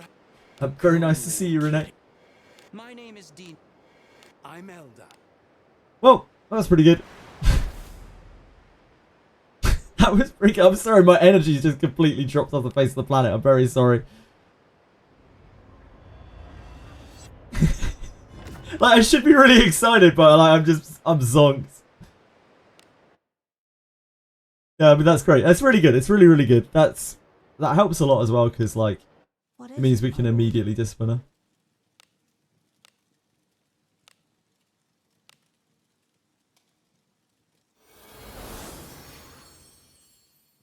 Great job, Rene. There's no greater challenge than to You did know it. oneself. D9, still a little way off. We need another 7 copies of her. I don't think we can do that. Look at that though. 4 more MP, 4 more SP, 19 more HP. Actually popping off. 2 more D7. 2 more D7. D9 or bust. It would be bust, Lazar, if we were to chase D9. I will probably pull more on Rene, but I'll save the rest of our gems until after we've seen Samurai Banner, because that was honestly kind of stupid to be spending that many gems at this point right now. Anyway, but just been a very long day. I thought it would be fun for everyone. I hope people enjoyed it. I'm sorry I got lucky. I know most people probably want to see me get unlucky. Sorry about that. You enjoyed it. I'm glad someone enjoyed it peacefully. For a rare jewel, what do you seek? Everything to your liking? Very good. Like, I know people probably think that I'm just like lying or something, but I genuinely feel so bad when I'm streaming and I get good luck on pulls, because everyone is automatically going to be like, oh my god, that's so lucky, and feel bad about it because, you know, they didn't get lucky or they got less lucky or whatever. And B, like, it's sending the message that if you go and pull on this banner right now, you're going to get really good luck. And I don't want either of those things to be true. So I always hate pulling. It's literally my least favourite part in games. Just salt poured over you all of the time.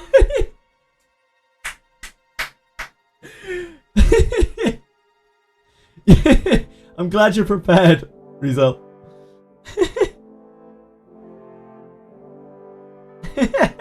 That's so ridiculous. Oh boy. Only had a single temple fail to get a legendary. Really? Really, penguins? Damn, that's wild. Congrats, man. Ready to serve. I'm way too tired. I'm going to need to get to bed soon as well. I haven't actually done what I need to do yet, though. So we're going to do that first. Oh. Right, let's wheel. Now our Rene's discipline 6. We're going to be unstoppable. Maybe.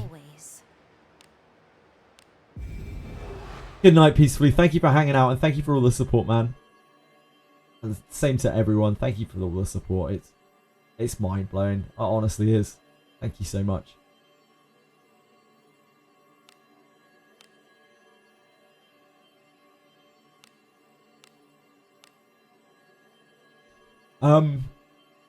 Here, right? Here, yeah. Here. This is safely. And this we haven't done yet. Okay, let's go. So we need to work our way back up to top floor. Then we need to actually get the evidence. We don't have to hand it in. We just need to do it. We can get the Harkin again.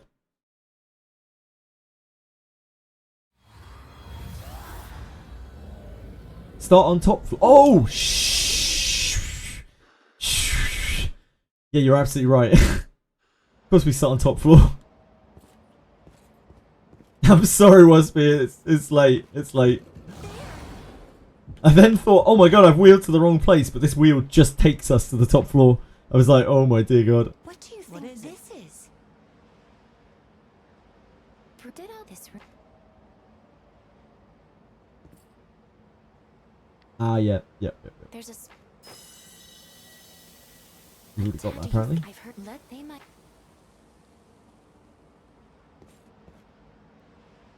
Right, so we need to do the clue.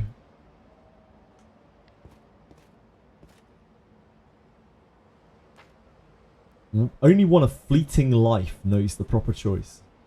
That's humans. So here and here. Lana and main character. I get crit one more time. 2. Dreecom ain't gonna like what I'm gonna do. What exactly are you gonna do, Shadow Kira? How exactly are you gonna get back at Dreecom for doing that? Please do tell.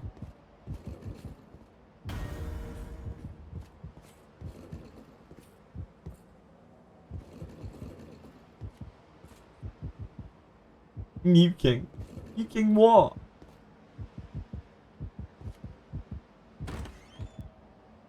There's treasure somewhere close. Going to trash all of these. Oh, we can try our luck at this again. We've come back for you, chest. Oh, this arm's way better now from leveling up. Now. Good job.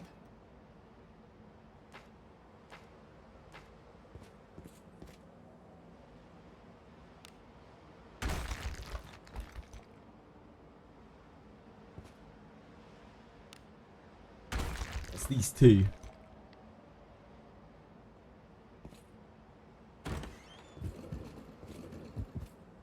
Come on, move along. Don't dawdle.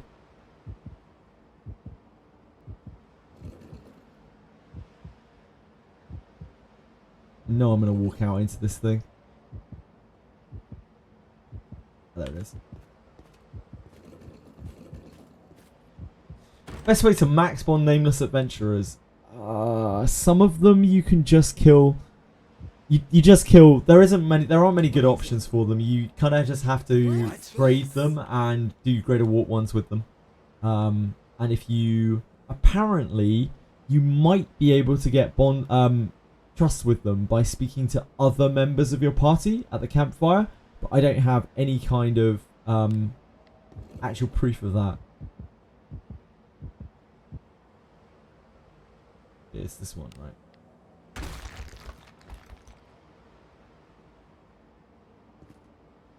Get out of here quickly, we might actually be able to get up there.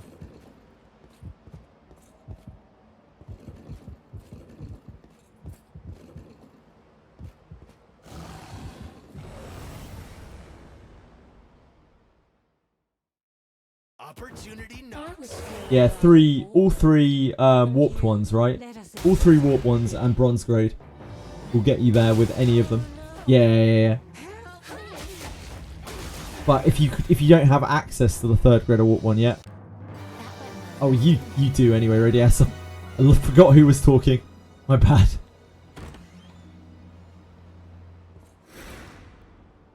Oh shit. That isn't right. We've ended up. No, a warp zone. Huh? There might be. But it was said shortest live one. Only the shortest live one, right? Am I dumb? Only one of fleeting life knows the proper choice.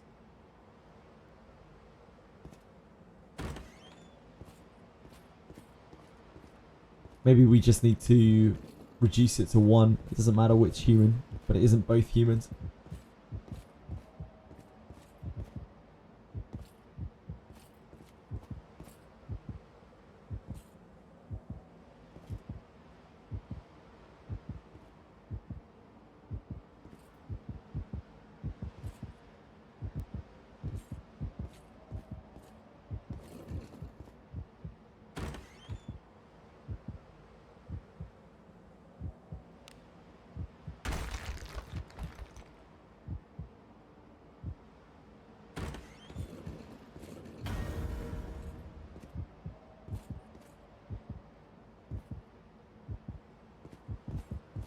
Oh, it could be lowest HP. Yeah, it could be lowest HP. I thought it was a play on humans. I didn't even think about that.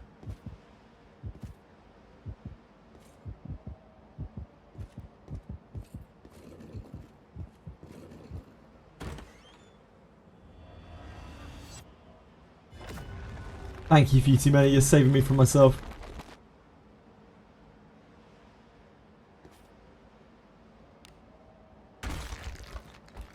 See ya later, idiot.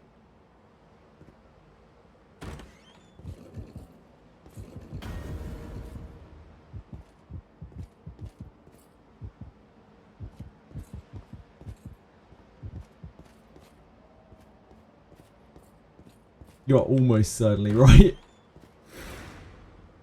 Genius. Look at this guy. Few too many, everyone. What is it? What a guy. A spell tome written in ancient script. There was someone who charmed some and thus witch.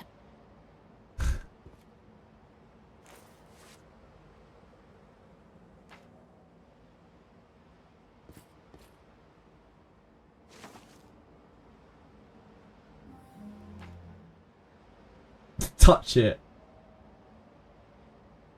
Leave it as you found it. Get cursed up the wazoo. You take that.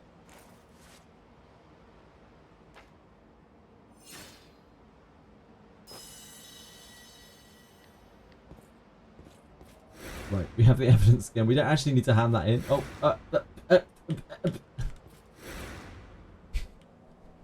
great maneuvering. Top notch. Just gonna go grab the Harkin.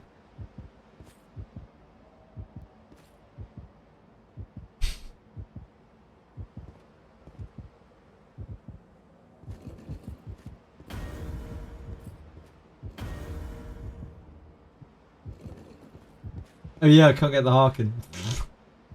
Shit the bed. Let's get back out. Thank you.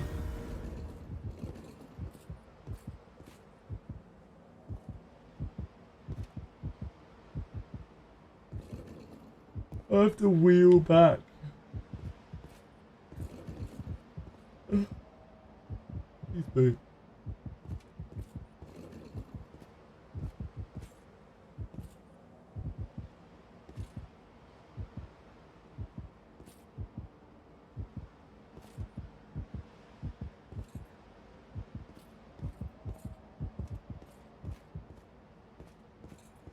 Let me in.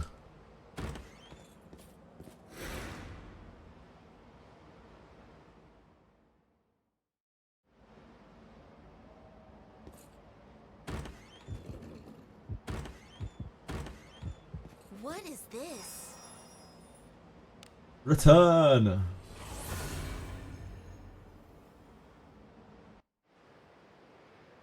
Yeah. Time to rest. We're back. Now we need to wheel forwards. It's as gloomy as always.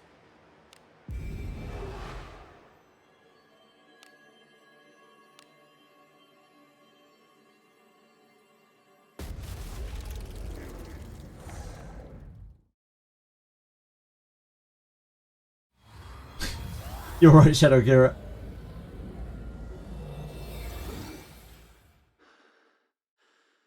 We just need to pick up the Harkin here.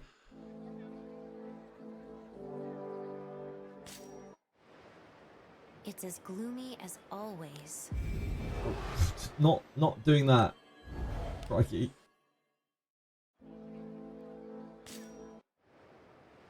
We need to go to the first floor. The entrance. Not the 9th floor.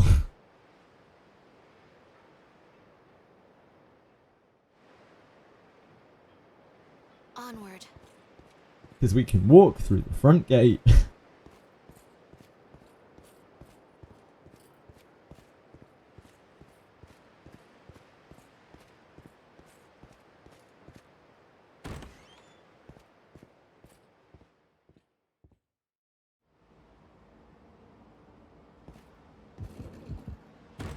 Dolly is easier than these 5 hours. Yeah, probably is. Hey, we've got some The doll only has 11k HP. There's a single target. And I was surprised how easily we blew up the doll earlier. I wasn't expecting it to die that fast. We sure are a lot stronger than we used to be.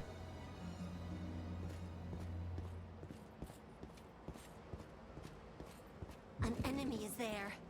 Wasn't surprised by how much we didn't blow up Morgus. Guy's not got no chill. He's actually got plenty of chill. Shouldn't be bothering him.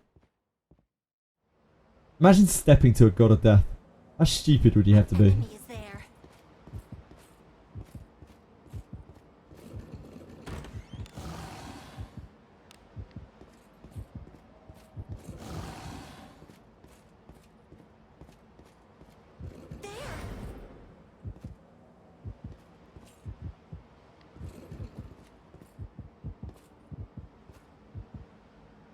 What do you think you're doing in here, mate? Oh, really? Really? Why'd you have to be like that? We can take him. Thought we could be friends.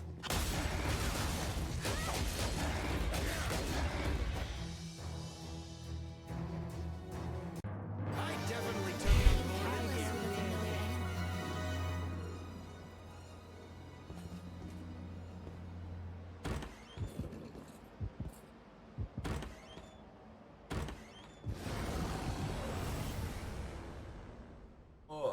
We have the initiative. Praise be. I'll have to do my part as well.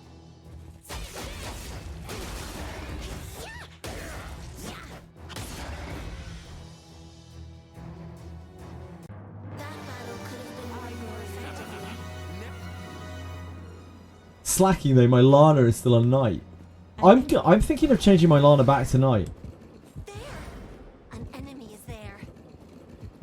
I'm really seriously considering changing her back to knight. At least for 4th Abyss. If and when, you know.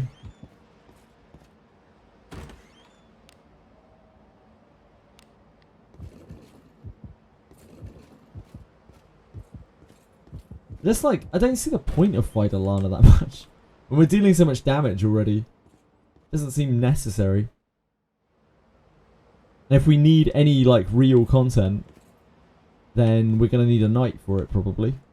With knight's defense. And I don't want that to be main character because main character is now a ninja. What is inside? And is absolutely cracked. Careful now. Just be covert striking shit to death.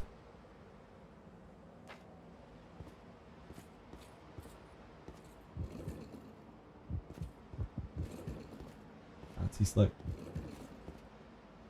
Too slow. Come on, slowpoke.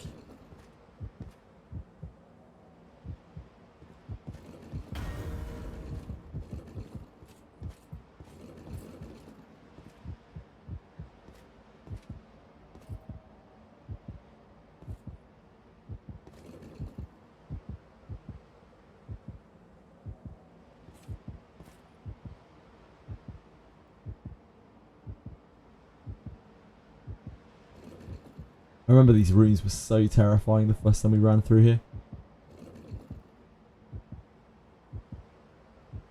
Go farm gear, that's the answer to your problem. It's not, it's actually not really. Kinda is. You need to just be able to kill them faster. But even then it's not a perfect solution. Getting critical resistance gear would help, but that's a hell of an undertaking. I certainly don't have critical resistance gear.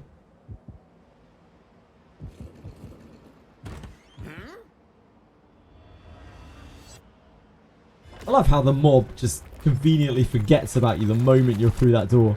Just like, oh well, they're gone. Couldn't possibly find a way to find them. Always makes me laugh. I look forward to Damn the doors are return OP. to town. Must have been the wind. So true.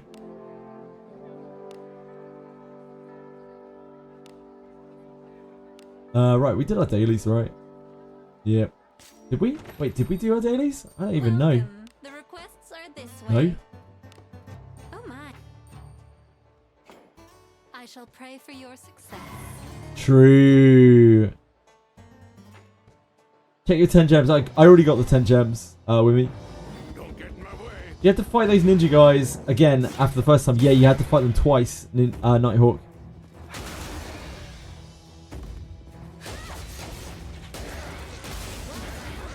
I'll have to do my part as well. Oh yeah, the voice lines. I heard that. Impressive!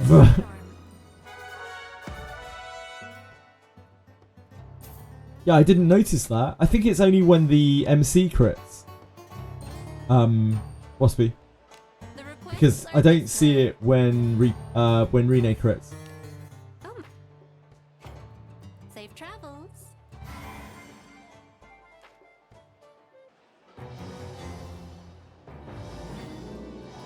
Come, wet my blade. Oh, I'll turn my sound alerts back on. I forgot.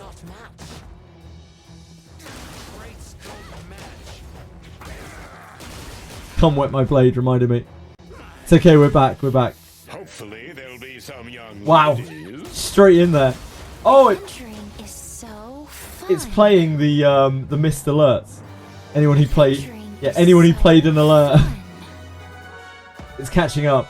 Yes, yes, yes. The Gale Sword. The request are this way.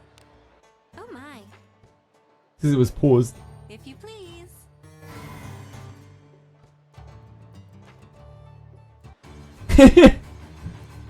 Got to Traveller very confused by this. A trifling thing. I'm feeling the Ooh.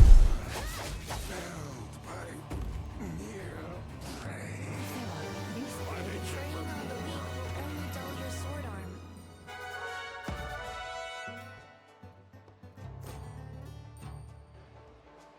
Adventuring is so fun.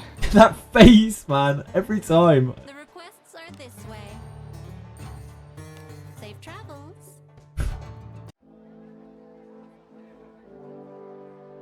I need that. That's my juggler. I need that. Right, get me out of here, Wizardry. I'll probably play more Wizardry tomorrow. Probably. I'm going to need to grind out the rest of the ninja stuff, which is going to take ages. So there's definitely going to be some Wizardry in the near future, regardless of what else is going on. I need to get back on Etheria and spend our stamina quickly. Monster Memories playtest I'm doing on Sunday, Penguins. It's because we've got like Etheria and Etheria tournament tomorrow. Otherwise, I'd probably be playing that tomorrow. Playing Monsters and Memories tomorrow. I'm definitely doing Monsters and Memories on Sunday because I agreed with Senna to play it with her as well. Plus, I really want to play Monsters and fucking Memories. I'll at least try it. I haven't tried it in like a year or 2 years or something. It's come so far since then. It's like very playable now. Oh, we've got no music, do we? Oh, we've also not captured the game. Sorry, I'm half asleep here.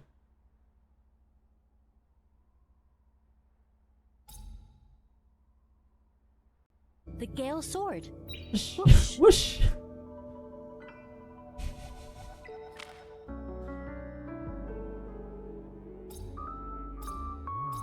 All we need to do here is we just need to queue up for Nikinana. That's it. That's literally it.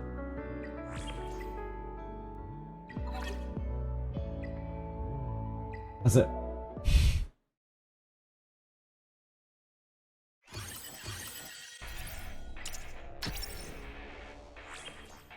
Right, we're spent. I need to go. I need to go and eat. I need to go and sleep. Thank you so much for supporting me tonight. I appreciate it so much. Your stamina's overcapping. That's no good, Akira. You need to go and spend that. Do you want to raid anyone? We have any raid targets? Is anyone still streaming at this ungodly hour?